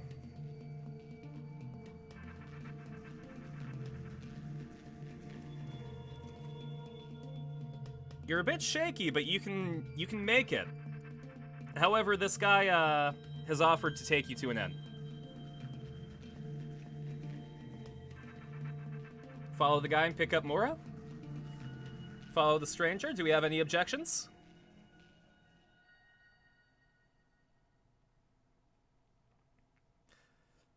Alright. So you put Mura on your back, and you follow this stranger. You go through the gates, and it's a pretty peaceful town. Kids are playing by the riverside. There's a thriving market. And as you pull up to the inn, you notice that there is a blue-haired woman with them. You go into the... Like the stranger ushers you into the inn, you go grab a bed, and you put Mura on, and you sit down beside her. Now that you take a look at it, the boy seems rather close to your age.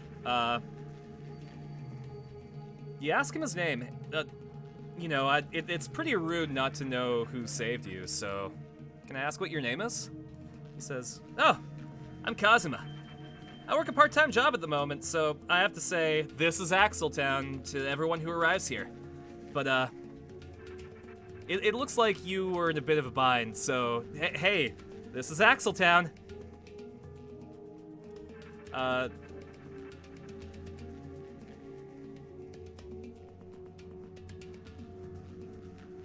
What, do you guys want to talk to Kazuma?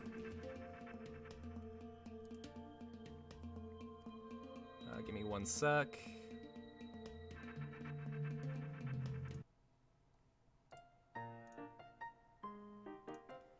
There we go.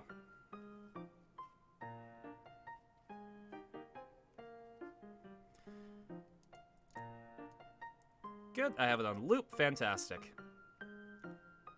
Though, thinking about it, because he has his, part-time job, shouldn't he be on the clock right now? Sorry, you said that you have a part-time job. Shouldn't you be getting back to that? I can help Mura myself. You know, I would, he says, but you seem so delirious. And you were murmuring that somebody needed to get healed, so... My friend here, and you hear just a laugh in the corner.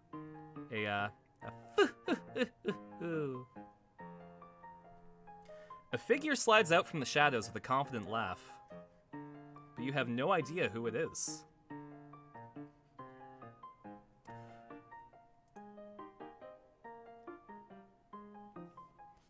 There we go. I am the goddess Aqua, and seeing that sword on your side and with your friend, it seems that you might be a devout worshiper.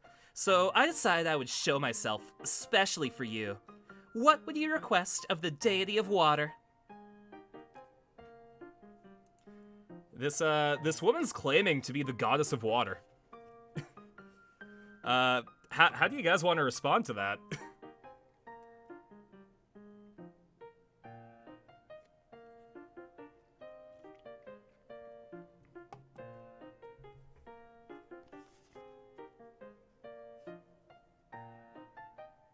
Ask if she has the ability to heal others? A goddess? I don't know about all of that, but, you know, if you can help my friend, then that would be great. You know, falsely claiming to be a deity is blasphemy where I come from. And Aqua kind of shies away and says, like, "Hey, what? no, Kazuma! All right. And Kazuma puts a hand on her shoulder and says, "Listen, these are newbie adventures. Hold on. Listen, these are newbie adventures. They can't hurt you. And besides, isn't the supposed goddess of water responsible for them being sent to the boonies like that? I bet they're not even registered with the Adventurers Guild."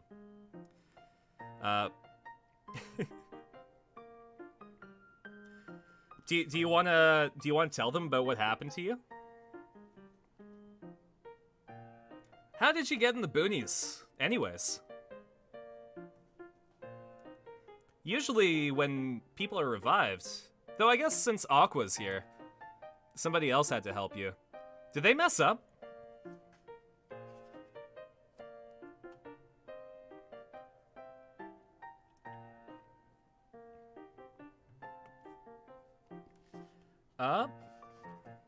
Tell the truth?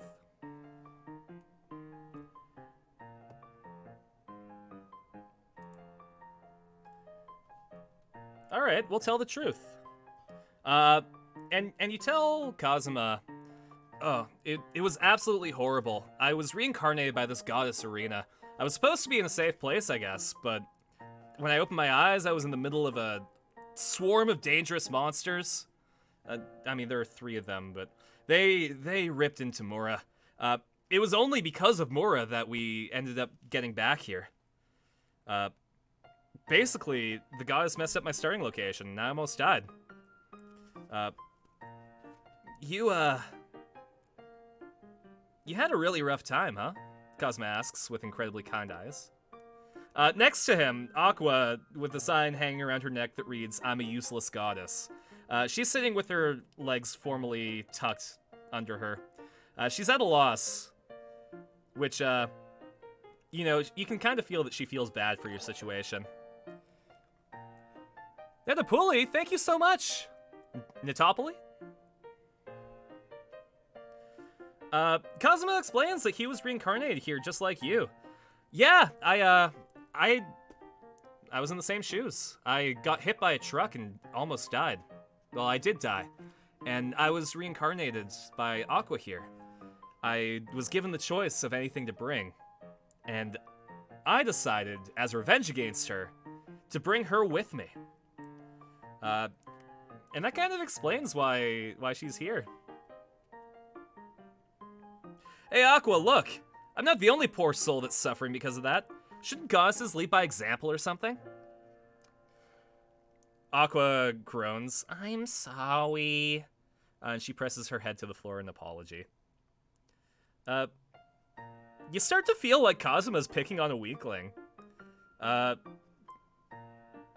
If you want, you can forgive Aqua on behalf of, Kazuma. Or you can double down and say that Aqua's a useless goddess.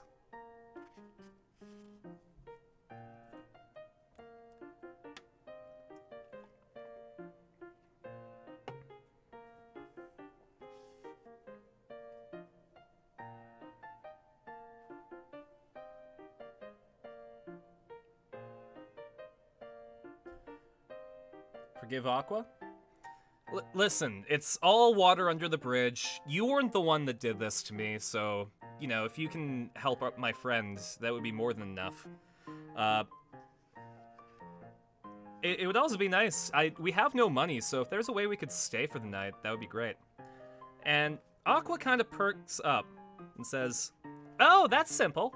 Kazuma and I lived in a stable for the longest time. It's free, but, you know, it's not the greatest living." Well, I guess you could say it's all Aqua under the bridge. And Aqua kind of tilts her head at you and says, "Excuse me? Is that a saying where you come from?" Kazuma continues with "Yeah, but we should register you as an adventurer. Do you know where the guild is?" And you replied, "No, Mora actually knew where the guild is. She was gonna take me there, but then this happened." And Mora Mora kind of opens her eyes a little bit. She's getting it, and she's like, Yeah, we need to go to the Adventurers Guild. I promised I would join you. Kazuma offers to take you to the guild, no problem, and starts to get his stuff ready. But as he gets his stuff ready, you can see something kind of slipping out of his pocket. If you guys want to roll 2d6s, I'll give you the chance to take a look at what he's grabbing.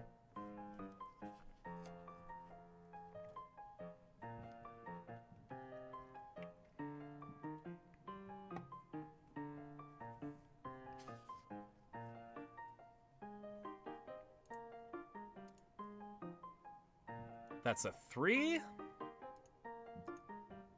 I'm gonna need one more d6. And a 4. 4, 5, 6, 7.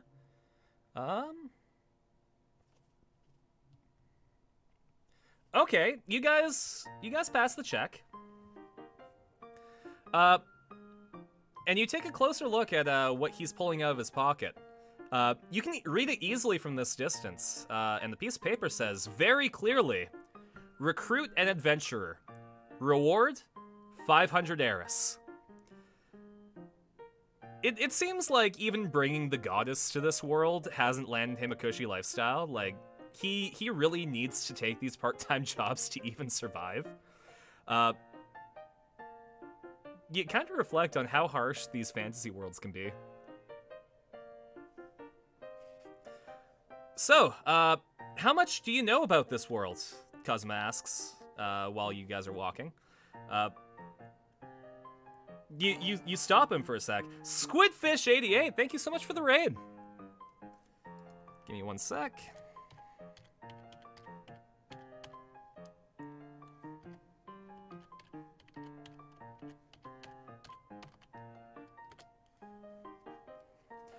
Currently we're playing Konosuba TRPG for a Twitch Play stream.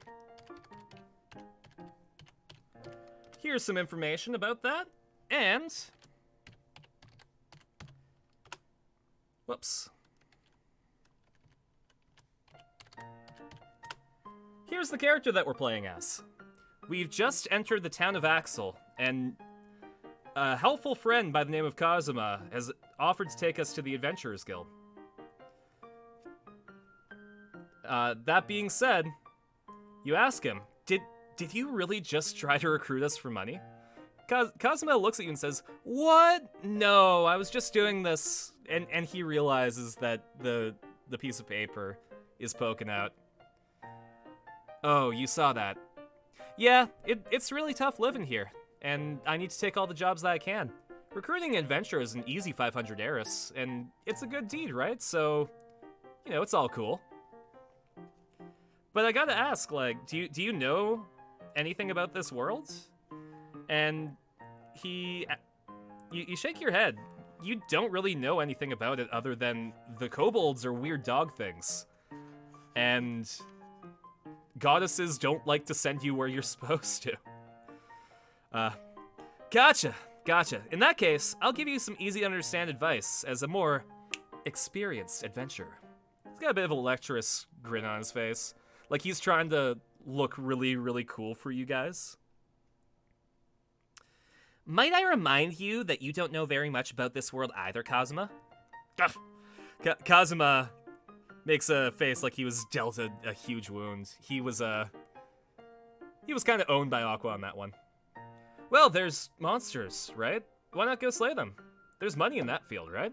And Kazuma perks up, kind of glad that you didn't listen to Aqua. Oh, yeah. Actually, at the Adventurers Guild, you can take on a whole different assortment of quests. You can fight giant toads, you can offer to be somebody's magical assistant, you can even explore dungeons. It's just like a simple RPG.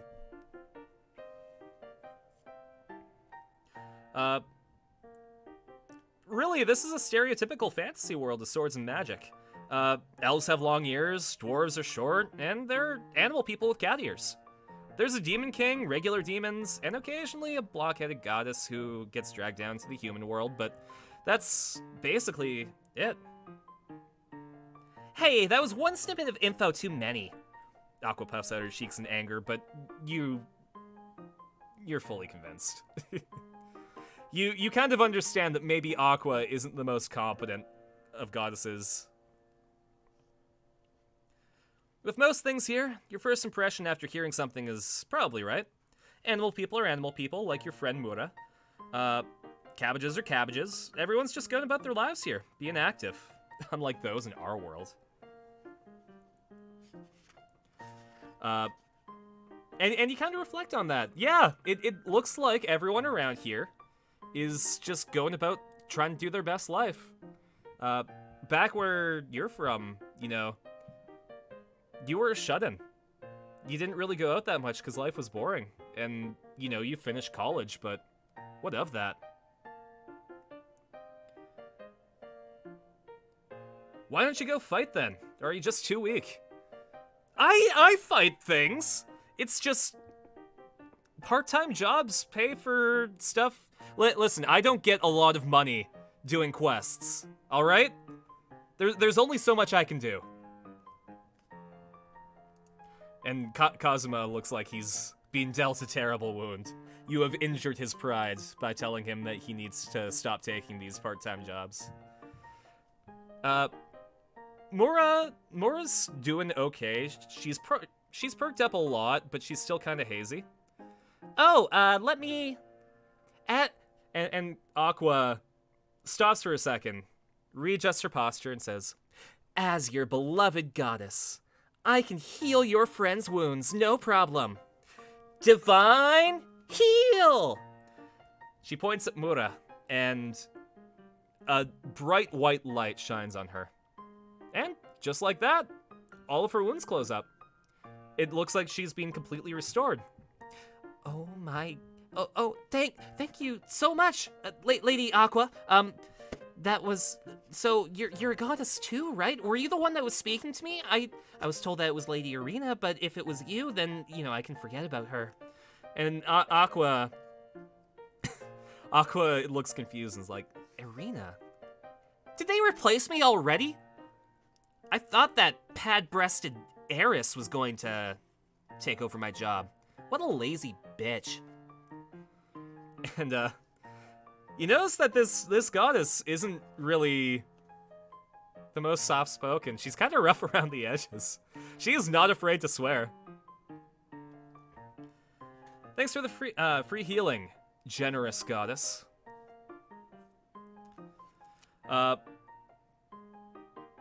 Here, give me one sec.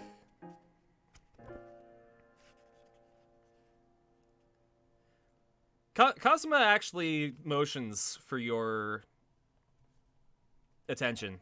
Says, there's one group of people that does require a bit of explanation. Right! The Crimson Magic Clan, adds Aqua. The Crimson what now? And it happens as soon as you say those words. Has somebody summoned me? Yeah! A girl carrying a signboard that says, "This is the Adventurers Guild," makes a gallant entrance.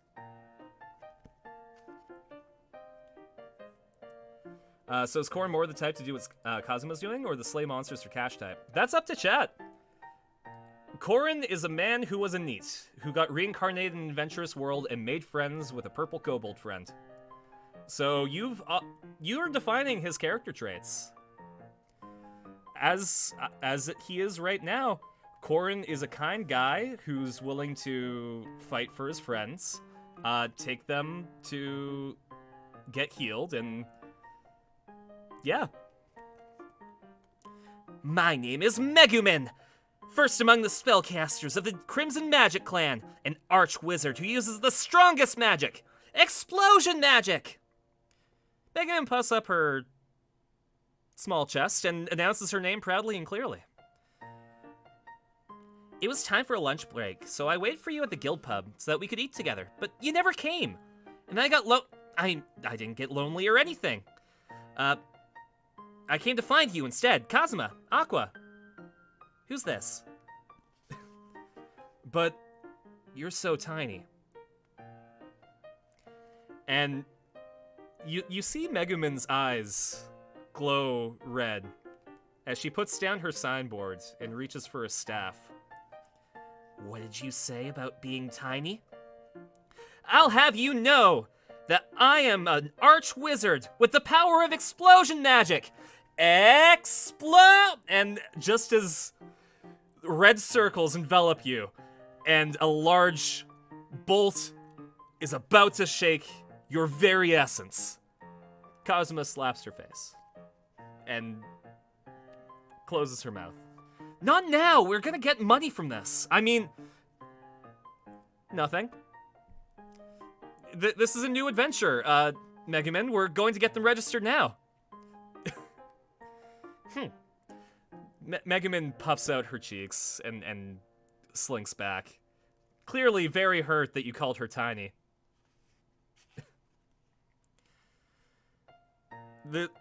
She looks like she's an acquaintance of Kazuma's. She is a member of the Crimson Magic Clan. Given how she's dressed, the robe that she has is red, flowing. She's got a big witch's hat that's also red, wielding a staff. She's got an eye patch over one of her eyes that kind of looks like a seal. You kind of feel like maybe with that big spell that was about to hit you, that eye patch is hiding some dark secret.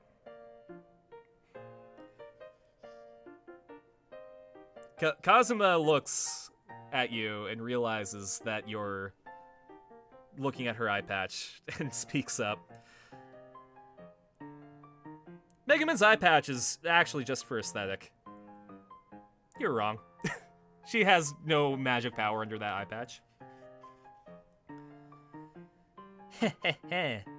This eye patch may be an accessory, but all those of the Crimson Magic Clan possess high intelligence and powerful magic. You certainly know where to look. Megumin seems to have a unique way about her. Her people are quite eccentric. Not the stuff that you'd encounter in any fantasy that you know.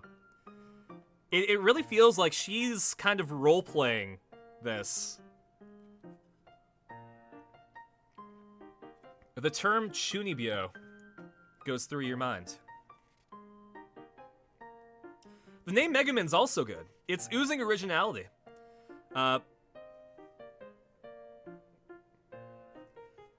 But you arrive at the Adventurers Guild.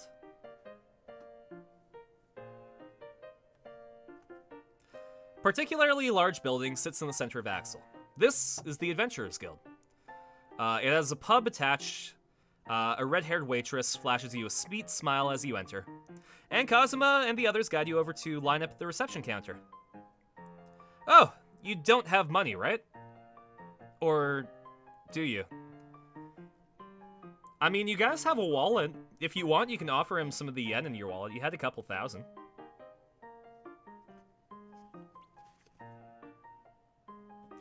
The fee is 1,000 eris. When Aqua and I got here, we didn't have a coin on us. It was miserable. We're from right now, Japan. Corin would know what COVID is.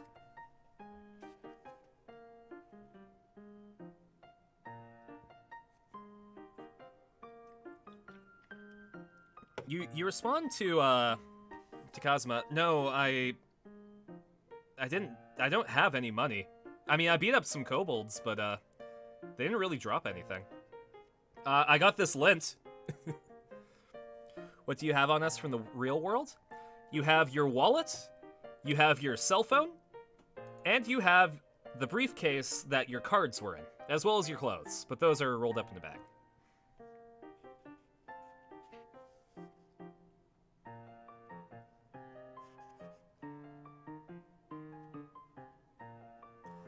Let's see. You know what? I feel sorry for you.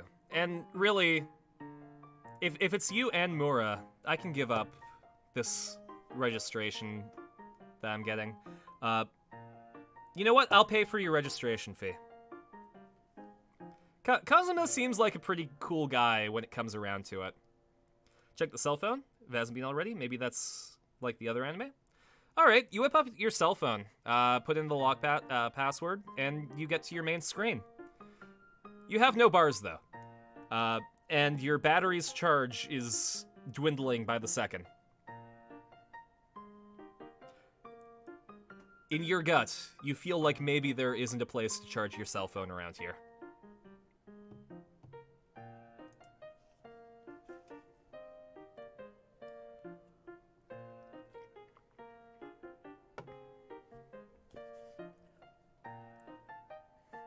Of course, I can get that lucky. Yeah, cell phones don't really work in this world. I had to ditch mine a long time ago, Kazuma says. Anyways, let's get you up to the registration desk. Ask Aqua if she knows a lightning goddess. Hey, Aqua, do you know a goddess of lightning, by any chance? I mean, there are goddesses for a lot of different things, but the biggest ones are me, the goddess Aqua, the goddess worshipped by the Axis sect, and that flat-chested bitch Eris, who's responsible for the Eris sect. All high and mighty because they name a currency after her? Because she's the most popular religion in the land? Huh. My worshippers are 10 times the worshippers that she would even... And Aqua goes into a pout. Is there a goddess for charging cell phones? Aqua is... She is in her own mind right now, swearing out Eris. And now that she knows that Arena has taken up her job, she has some choice words for Arena under her breath as well. Alright, so you go up to the registration desk, and a blonde lady welcomes you. Hello, registering a new adventure? The lady at the reception gives you a warm smile. You notice that maybe she has something that Aqua and Megumin lack, but you can't quite put your finger on it.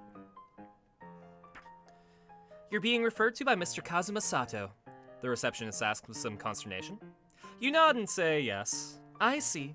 Come right this way. If you guys want to roll to see what she has that the others lack, I will need 2d6.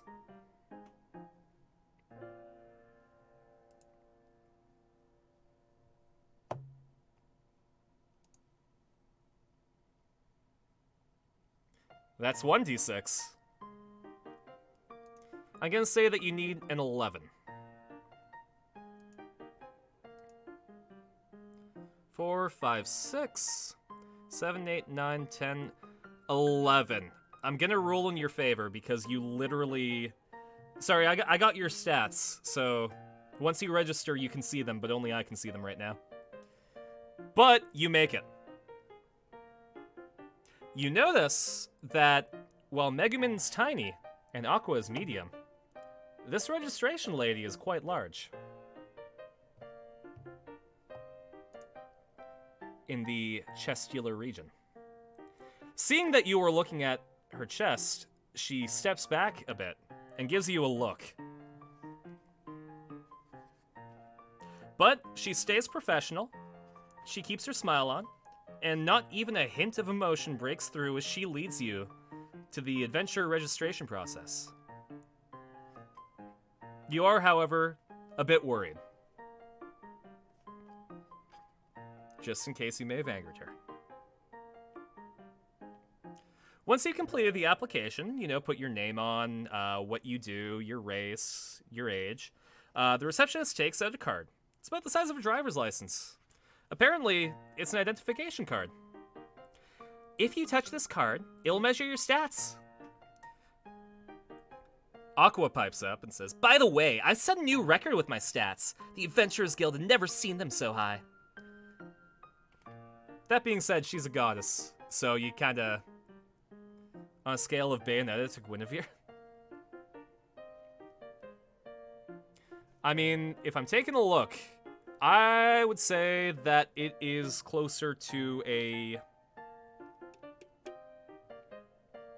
I would say scale Guinevere to Bea.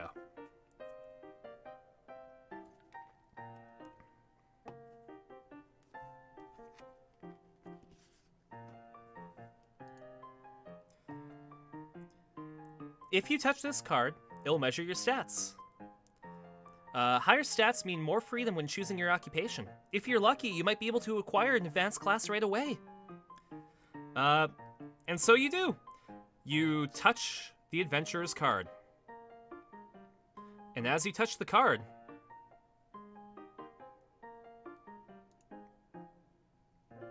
your stats start to appear.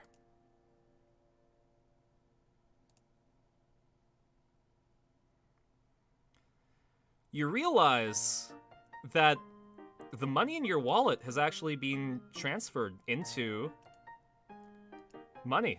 In fact, you have 170,000 Eris on you.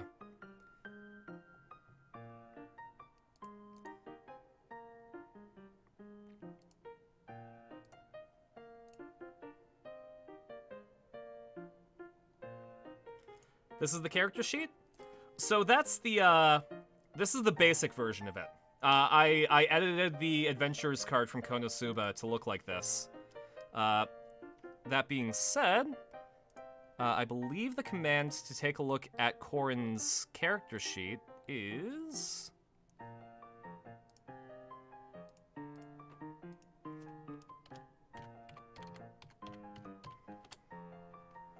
There you go. You can take a look at Corin's, like, actual character sheet with this.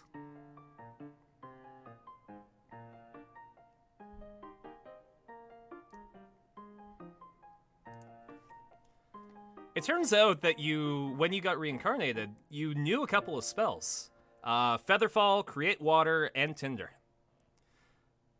The lady at the reception desk, though, she seems kind of worried. Oh, this is really, really odd. It says that you can only be the adventurer's class. Oh! And, as she says that, a pack of, like a foil wrap pack of cards pops out of your adventurer's card. Thinking about it, Irina did say that cards would play a role in your abilities here. Did you guys want to open your booster pack?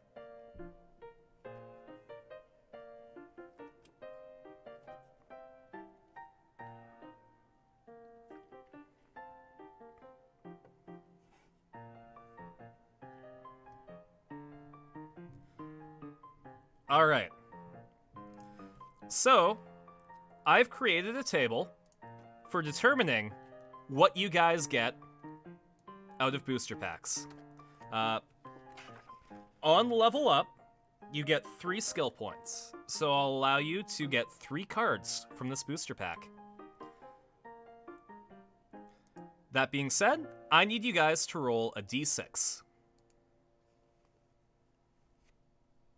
I know my audience well. Thank you. Let's start with the first card. That's a 4. With a 4, you guys are going to be getting a class skill. I'm going to need 2 more d6s. Oh, hey, fantastic. So sorry, Bandicoot, you're going to want to roll that one more time.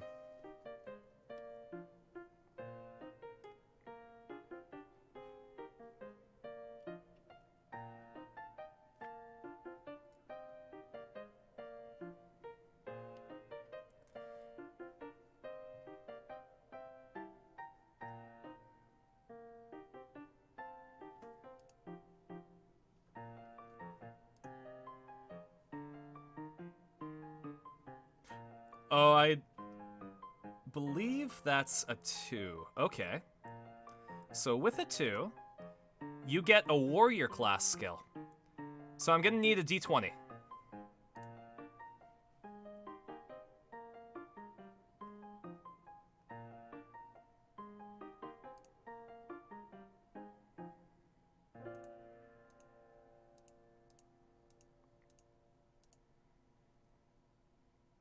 Wizard. Where's warrior? There's warrior. Your D&D luck has cursed you? Alright, so Marcus rolled a 9. So you get the skill Follow Up. So let's take a look at what that means. So you open your booster pack, and the first card is the card Follow Up. You can roll it before your damage roll. It's an auto success, and it costs 3 mana. Once per combat, you can use right before making a damage roll for a weapon attack. Add your skill level times 2 dice to that damage roll. So if you use Follow Up before you do damage, you can add 2 more d6 to your damage. And if you get another one of these cards, it'll level up that skill. So I will add that to your warrior card.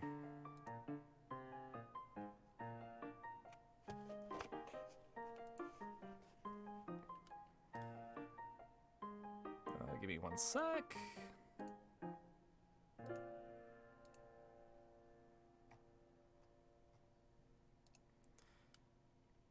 Text.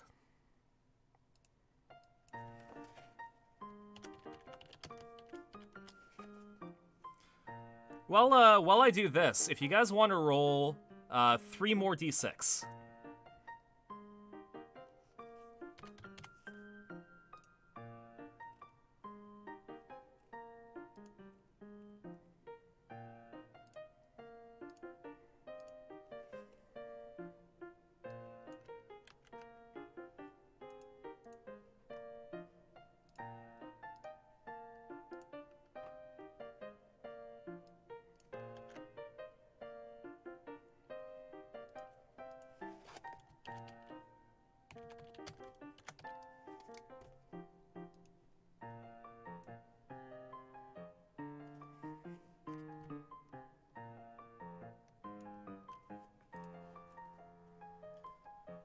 Alright, so what do we got? 3, that's another class skill. 3, that's another warrior skill.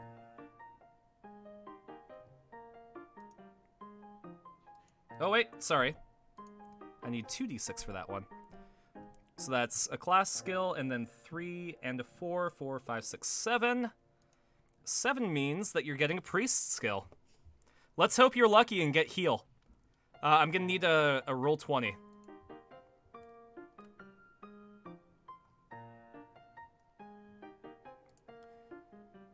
So let's whip out your priest card.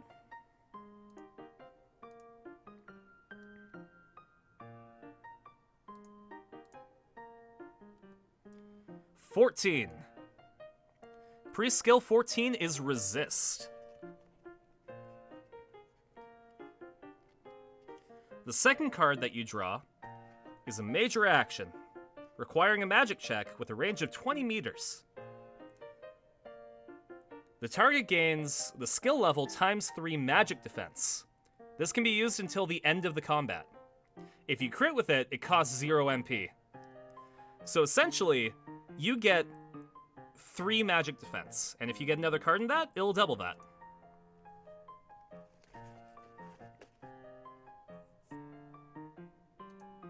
So I'm gonna need 1 more set. So 3 d6s and a d20.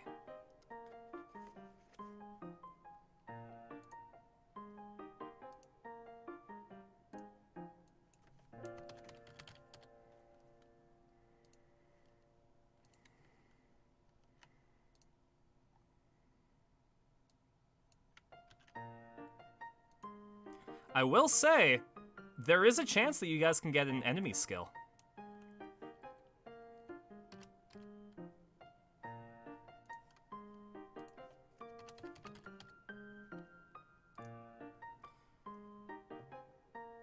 Could any of the blessings be applied? Not to leveling. Because then that would break my my tables.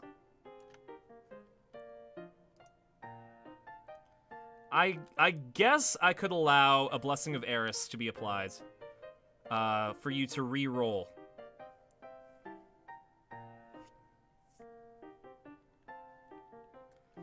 Alright, so that's 6. Holy shit. Guys, congratulations. You just got another class. I'm not even going to I'm not even going to ask you guys to roll for this one. I'm gonna list off some classes.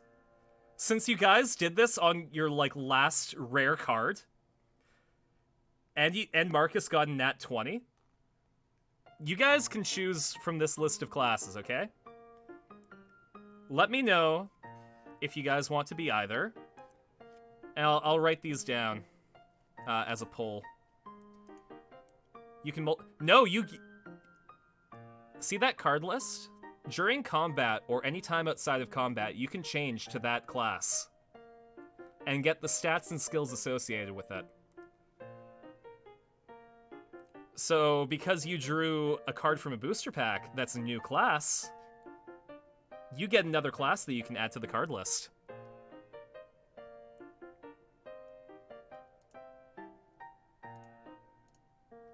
So, I'll make a poll, but I'll explain. You can be an archer, an elemental master, a creator, a sword fighter. Here, give me one sec. I don't think I'll be able to do a big enough poll, so I might have to group them together. You can be a Okay, so I'll explain these classes. Archer, specializing in bow usage, they can strike at enemies' weak points from afar without letting them draw near. Elemental Master, you can call forth elementals to bolster your powers. Most of your skills are meaningless without a way to use your elemental powers, though. Creator, it fights with magic circles, traps created via magical power. Their arrays can both create openings in enemies' defenses and apply debuffs. Sword Fighter, it's a class that's skilled in the usage of every sword, whether it be a dagger, one-handed sword, two-handed sword. Put a sword in their hands, they'll be able to lay all enemies low. Knight, a proud, noble class. They can bolster their own strength through honor and oaths. Lancer, uses spears to fight. The length of their weapons allows them to thrust and sweep, stopping enemies' movement. They can use the force behind their charges to increase their attack power. You can be a rune knight like Mura. They use magical runes to fight. They can use the glyphs to enhance their weapons and armor, or draw out elemental powers from gems.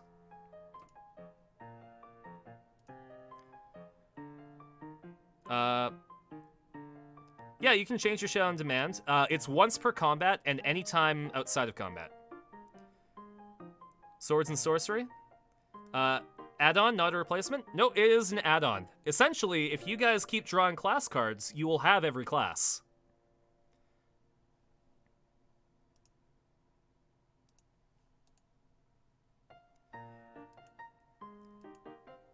Rune Knight and say that Mura inspired us? Is that what you guys want to do?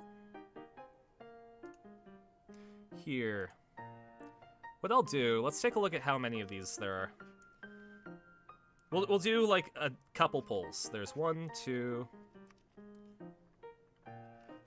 3, 4, 5, 6, 7. Oh, okay. Are you guys all agreeing on Rune Knight? Archery? Here, what I'll do.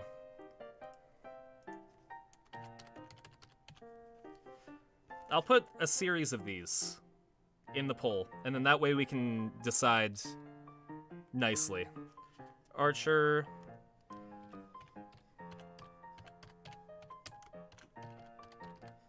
Archer / Elemental Master.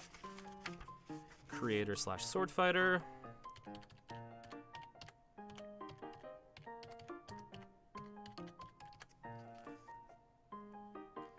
Knight / Lancer.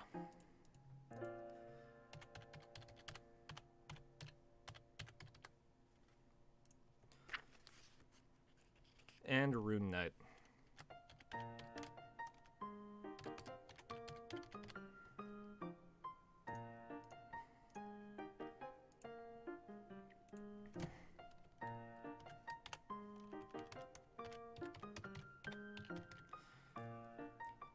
So yeah, just vote for the pool that has the class that you want in it.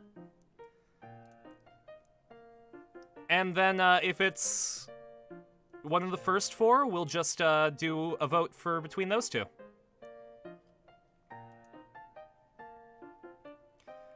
The fact that we have 170,000 on us is cool.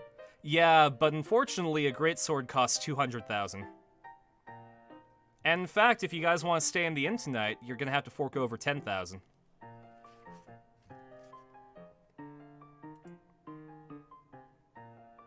We've only got 2 votes in the poll. So if you want to choose the class, then I'm gonna need more votes.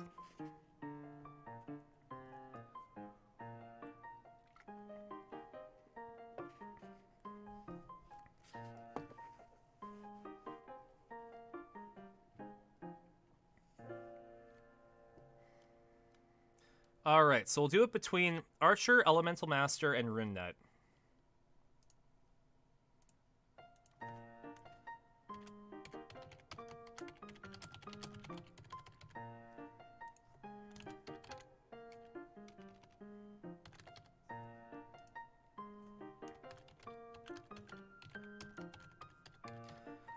The slash is between the 2.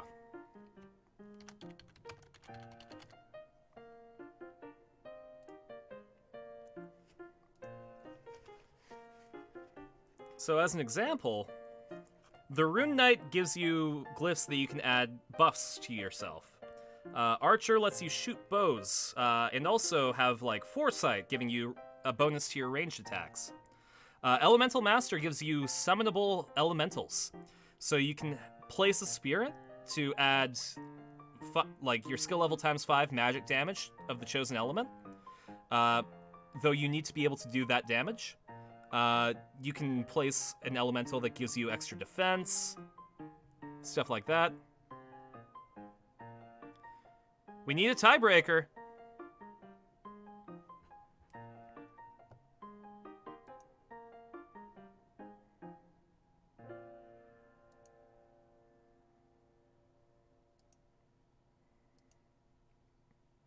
Oh. Okay, it looks like Archer takes it. So I'll whip up that new class card tonight. But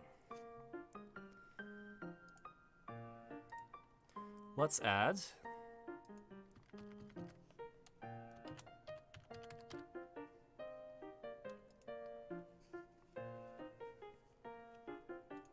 well, you can go and buy a bow.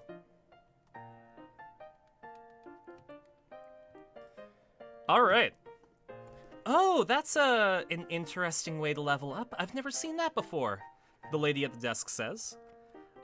It seems like this kind of setup isn't something that anyone has ever heard of before.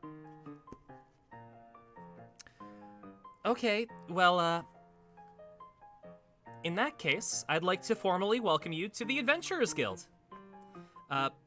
Here we have the quest board. A short distance from the reception counter, the quest board hangs. Simpler requests penned on paper, stuck all over it.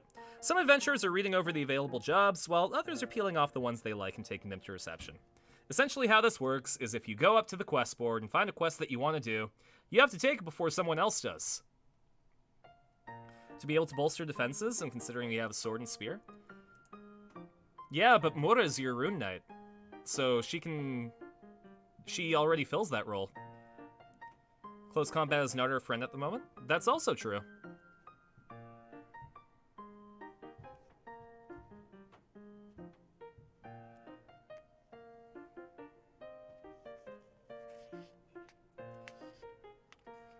Double defenses? Well, that's how RNG works. No, I say RNG, but somebody wanted to have an archer. 2 somebodies, in fact. Anyways. Let's see. Alright, so in front of the quest board stands a female knight with gorgeous blonde hair and prominent white armor. She has a serious look on her face. When she sees you, well, when she sees Kazuma and the others, she gives a hand, waves a hand them. Kazuma, I found a good quest. Should we go on this one tomorrow? The lady says. What do we have here? Slay giant toads. Giant toads keep showing up in the fields and making trouble for us. Please slay them. We're not doing that! The reward is way too low! Put that back this instant! Kazuma yells, as friend. Reacting to that, she kind of shies away and says, But why? I would still like to be swallowed whole by one of them. Is that not reward enough? The blonde girl asserts. Then do it yourself!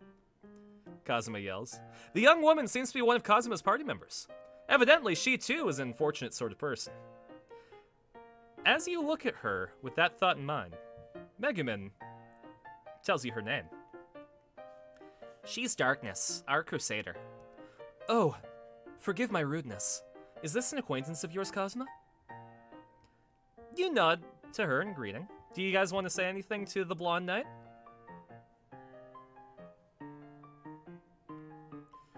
When she stands like how she is, just robust and astute, she looks nothing like a normal person. She looks very intimidating.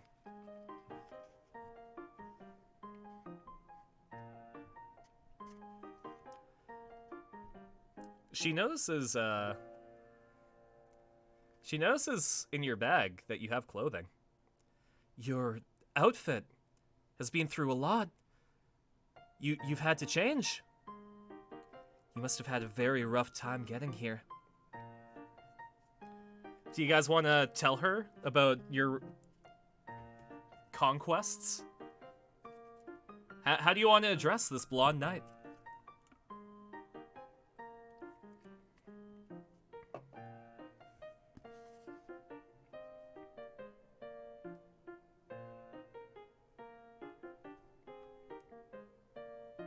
Tell her about being crushed?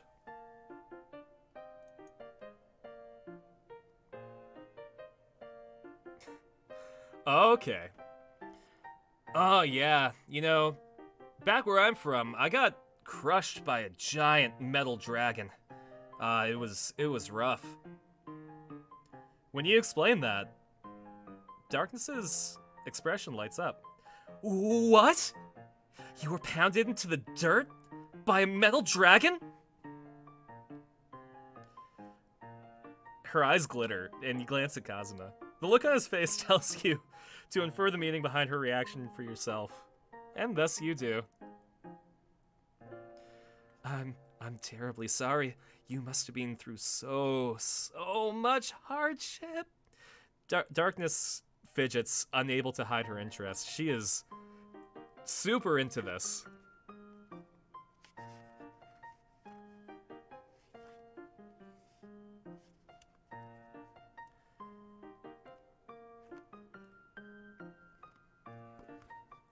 You want to hear her story / observations?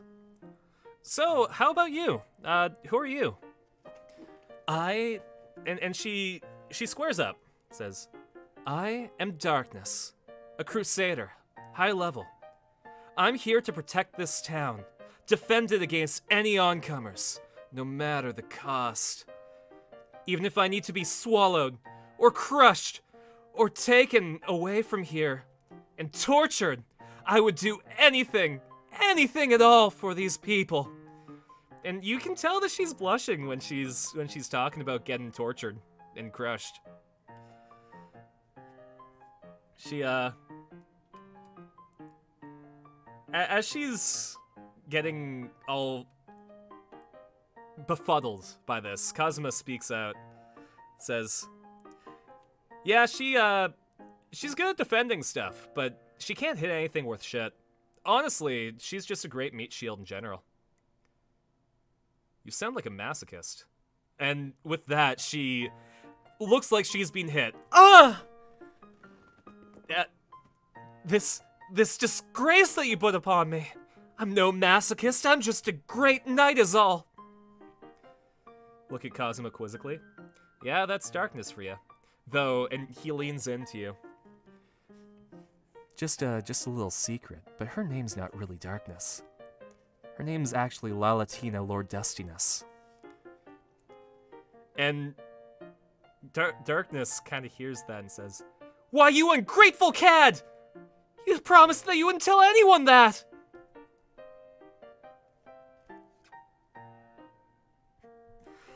You end up having lunch with Kazuma and the others at the pub before parting ways. Mura seems to be coming into her own, just sort of wanting to listen more than actually react to anyone. She's just in awe at the fact that you've brought her to the Adventurers Guild. And actually, you have the opportunity. Mura still needs to be registered as an adventurer. Ask Mura if she... Hey, Mura. Oh, yeah, yes, what is it? Do you trust Darkness? Or really any of these guys?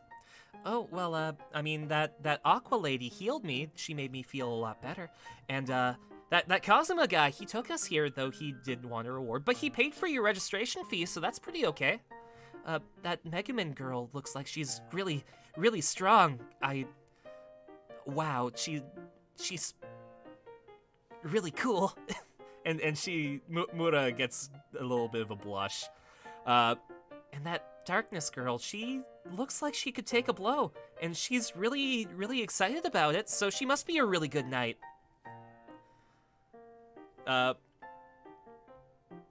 Alright, well, let's get you signed up, Mura.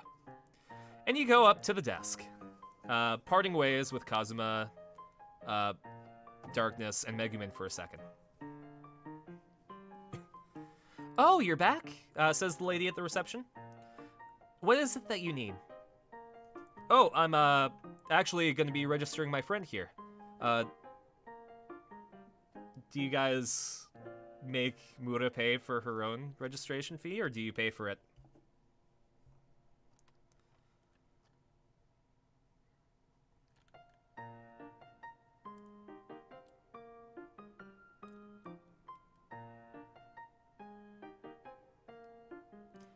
Are we paying for Mura to get registered? Oh, well, I'd love to, but I don't have a lot of money. And, you know, Kazuma already paid for yours, so... Yeah, we have 170,000 Eris. It turns out that the yen that we had in our wallet actually changed to Eris.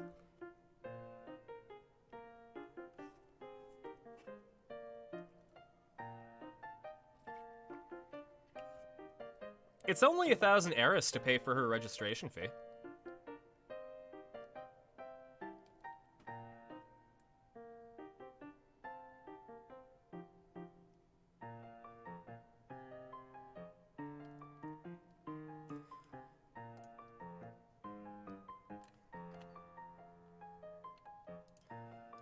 All right.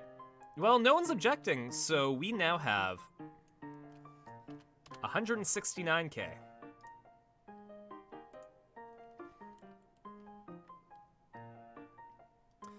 And as you... Do you guys want to sneak the money to the receptionist, or do you want to tell Mura that you're paying for it?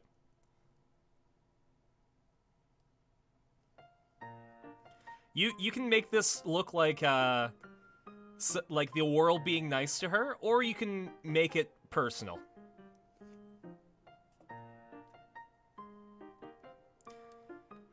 Oh yeah, I got this. Don't worry, Mura. I told you that we'd stick together, and since you saved my life, the least I can do is register you with the guild. Mura's face lights up like it may as well be Christmas. She beams as the receptionist lady hands her the form to write down what it is that she needs to know. Unfortunately, Mura was a monster before she was reincarnated, and she doesn't know how to write, or anything like that. So you help her out. Because you were reincarnated by Irina, you were given the ability to speak and write in the language of this world. So you fill out the form. you know, she's a female kobold. Though when when you mention that she's a kobold, the receptionist is confused. Oh, I thought those were the dog creatures. Is this a new breed? It must be if they're not attacking. Well, I'd like to welcome you to our Adventurers Guild, Mura. And she hands the Adventurers card to your kobold friend. And as Mura touches the Adventurers card, it lights up with a rainbow light. And all of her stats and her class appear. She can now level up and use her skills. Oh my god. I'm an adventurer now. Corin, thank you so much for this. You have no idea what this means to me. Oh my god, we're going to go on adventures, and we're gonna fight monsters, and we're gonna save people? Oh my god. I can't wait!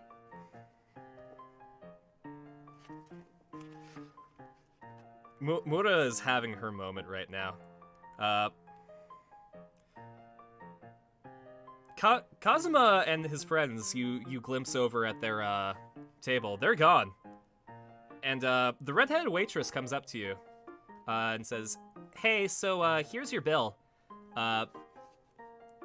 And Kazuma and their group, learning that you had money, makes you pay for their lunch, which is 9,000 Eris. Angel's rating. Thank you so much, Angel. Here.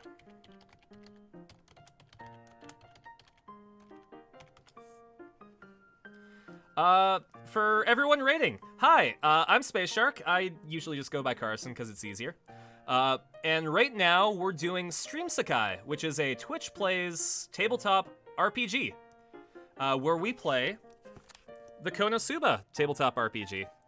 Essentially, I'm guiding you guys through an adventure, through a fantasy world where you got reincarnated. I'll give you a quick... Here's a quick... That's not how you spell Streamsekai. Thanks, Gideon. So that's the basic thing about Streamsekai. This is the character that we're playing as.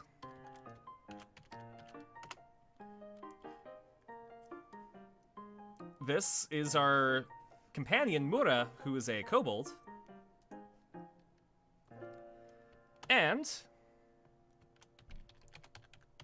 if you want to take a look at the character sheet, there's the character's current character sheet. Essentially, throughout this game, you guys will be dictating what the player does in this world, whether it's fighting, taking on quests, or just managing interpersonal relationships.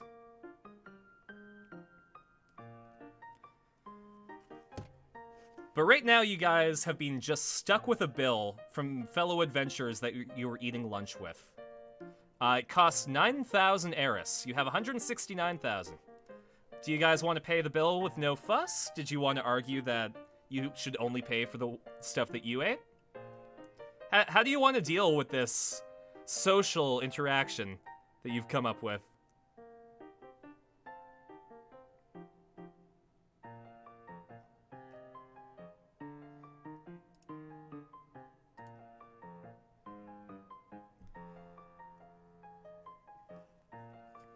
How'd they overhear about your gift? I mean, you pulled out money to pay for Mura, so they understood that you know money. Sorry, they understand that you have money, so they bailed. You'll be vigilant and steal missions they want, like the Frog's Darkness wants to kill. You do have the opportunity just to take the Frog quest if you want.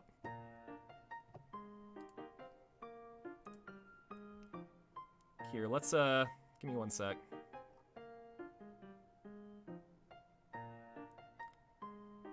This is a very repetitive song, so I'm going to, I'm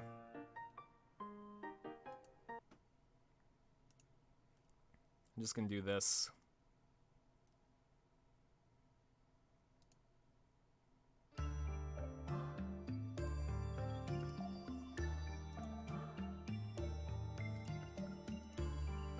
let's just do it. Settle revenge, 9,000. Yeah, they were kind of dicks. But it looks like people are saying that we pay the 9,000 heiress. You agree? You square up your bill with the red-headed waitress, and she gives you a knowing smile like, yeah, I know those guys are dicks. They come here all the time. But yeah, if you want to take a look at the quest board, there are a couple of options that you can do. We'll think up a way to get even later. That's fair.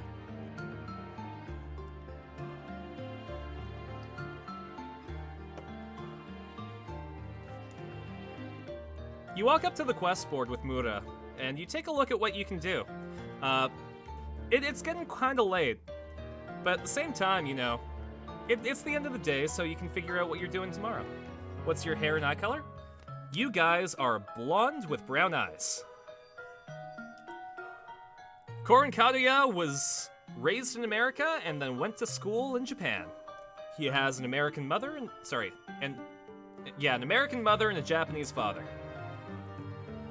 The reason he was able to get reincarnated in this world is because this offer only extends to people who live in Japan. That's literally what the book says.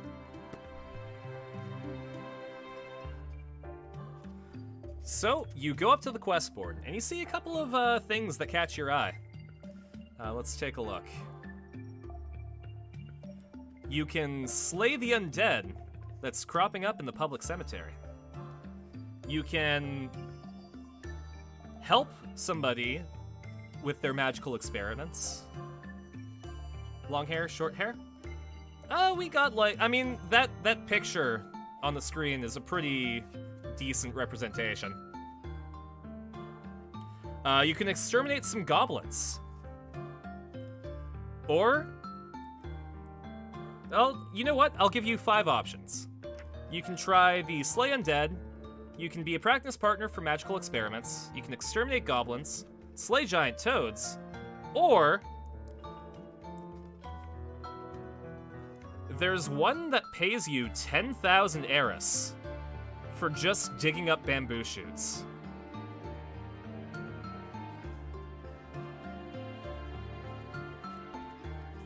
I'll leave it to a poll for you guys.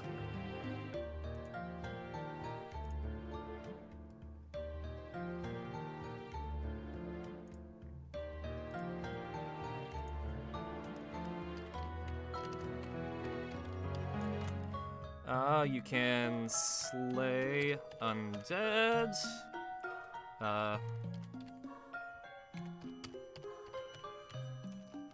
Help magic experiments. You can exterminate goblins.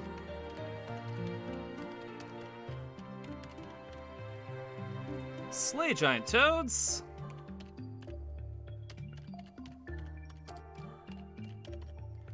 Or you can pick bamboo.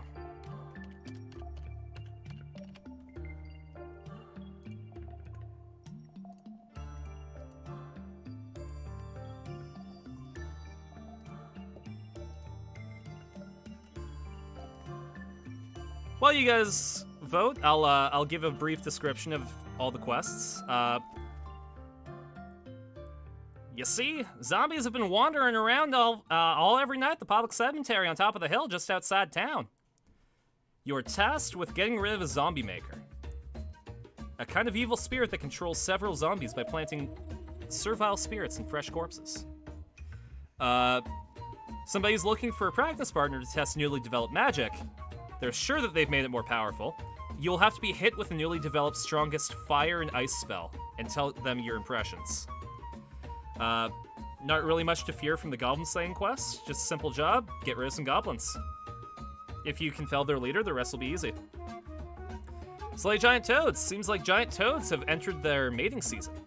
You're tasked with slaying giant toads that have been appearing in human villages and stealing food so that they have the stamina necessary to lay their eggs. Or, you can do the bamboo shoots quest. Okina, a 40-year-old veteran in the business, wants you to pick shoots in the bamboo forest. Just gotta dig for bamboo shoots.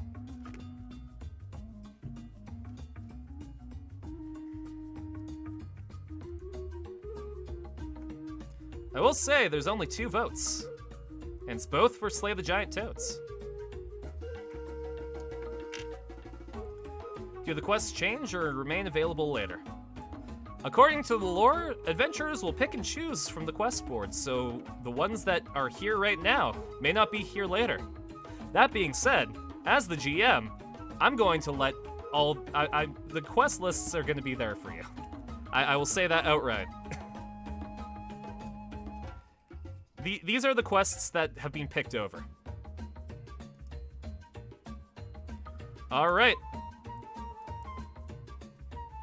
Feeling the spirit of vengeance tickle up your spine, you take the quest to slay the giant toads, away from Kazuma, Darkness, Megumin, and Aqua, and you take it up to the desk and slam it down, a look in your eyes to the receptionist. We'll be taking this quest tomorrow. Is that okay?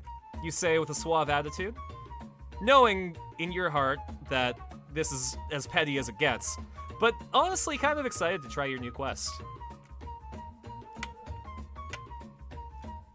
Quests are what? Oh, I'm sorry. Slay undead, help somebody practice magic, slay some goblins, slay some giant toads, or pick bamboo shoots. Zombies are a bit out of your league, magic experiments are too dangerous, goblins are just goblins. Fair enough. All right. As you hand in the quest, Mura gets excited. Oh my, okay, we're gonna start that tomorrow? I'll get psyched up. Where are we gonna stay tonight? And that's a question that you have to answer. Upkeep in this world is, I mean, everything is run by money. Kazuma did say that you can stay in the stables for free. That being said, you can stay in the inn. You can choose to see if you can get your own private room. If you prefer, you can also try and, it's alright, we're just wrapping up, Gideon. In regard to later ability, as GM, I'll say that they'll stay the same.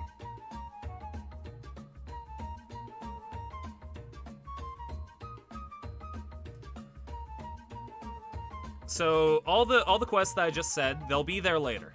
These are the ones that people have picked over.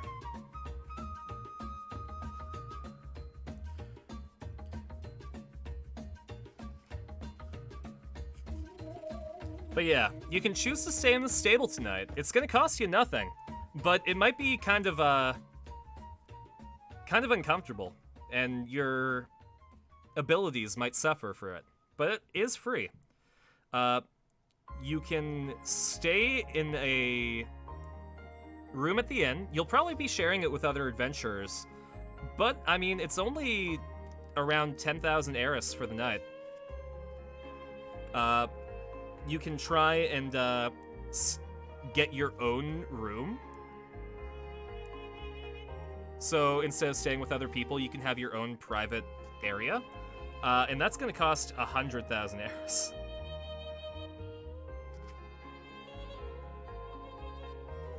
Treat Mura to a room? Did you guys want to pay for Mura's room? That would be 20,000 Eris, but Mura would probably really appreciate it.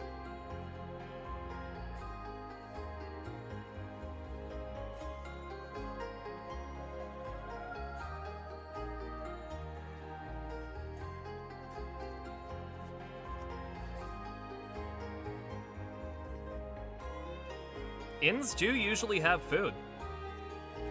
The stable, I mean, you can go from the stable back to the inn to have food, or eat at the Adventurers Guild, but...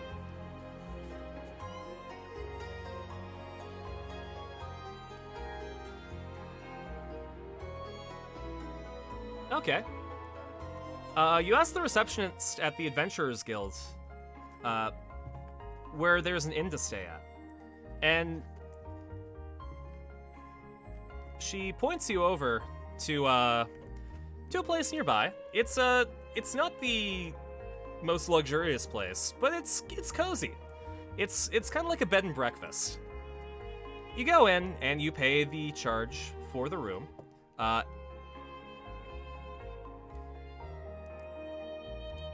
So that is going to be 20,000 Eris. And you settle in for the night. Luckily, they give you a room with just 2 beds. One for you, and one for Mura. And you get cozy for the night. As you're about to drift off to sleep, you think, today, you died. Today you met a goddess. Today, you got magic powers. And today you met a friend. You also got swindled by another adventuring party that was supposed to help you, but they didn't seem like they were all bad. They just seemed like they were kind of jerks. But overall, you feel blessed to live in this wonderful world. You start drifting off to sleep, and you hear Mura mumbling. Wow. I'm gonna be an adventurer starting tomorrow. And I have a friend. A friend that didn't beat me up.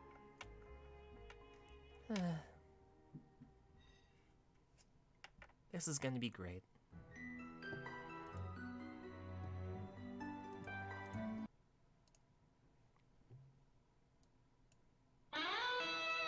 And you head off to sleep. Thank you so much, everyone, for hanging out. Honestly, you guys spent a lot more time in Japan than I thought you would. I was really considering the fact that I would have to drop the airplane panel on you guys. Not like before you guys got the important item. I did have that eventuality planned for. I even had it planned for if you tried to take the stone mask and the bow and arrow. Slip 100 yen into the vending machine. You slip 100 yen into the vending machine and choose a what's a good one? A Mr. Boss Cafe au lait. You have the option to choose a hot one, and so you do. After a couple of seconds, you hear the clinking of the can at the bottom of the machine, and it is a very toasty warm against your skin. You realize now that you have missed the train, and you won't be getting your prize today. You slink back into your room, and live the life of a need. All because you wanted a 100 yen vending machine coffee. There you go. Gideon single-handedly made the entire thing not happen. Good night, Gideon. And to you guys, thank you so much for making Streamsekai successful on the first thing.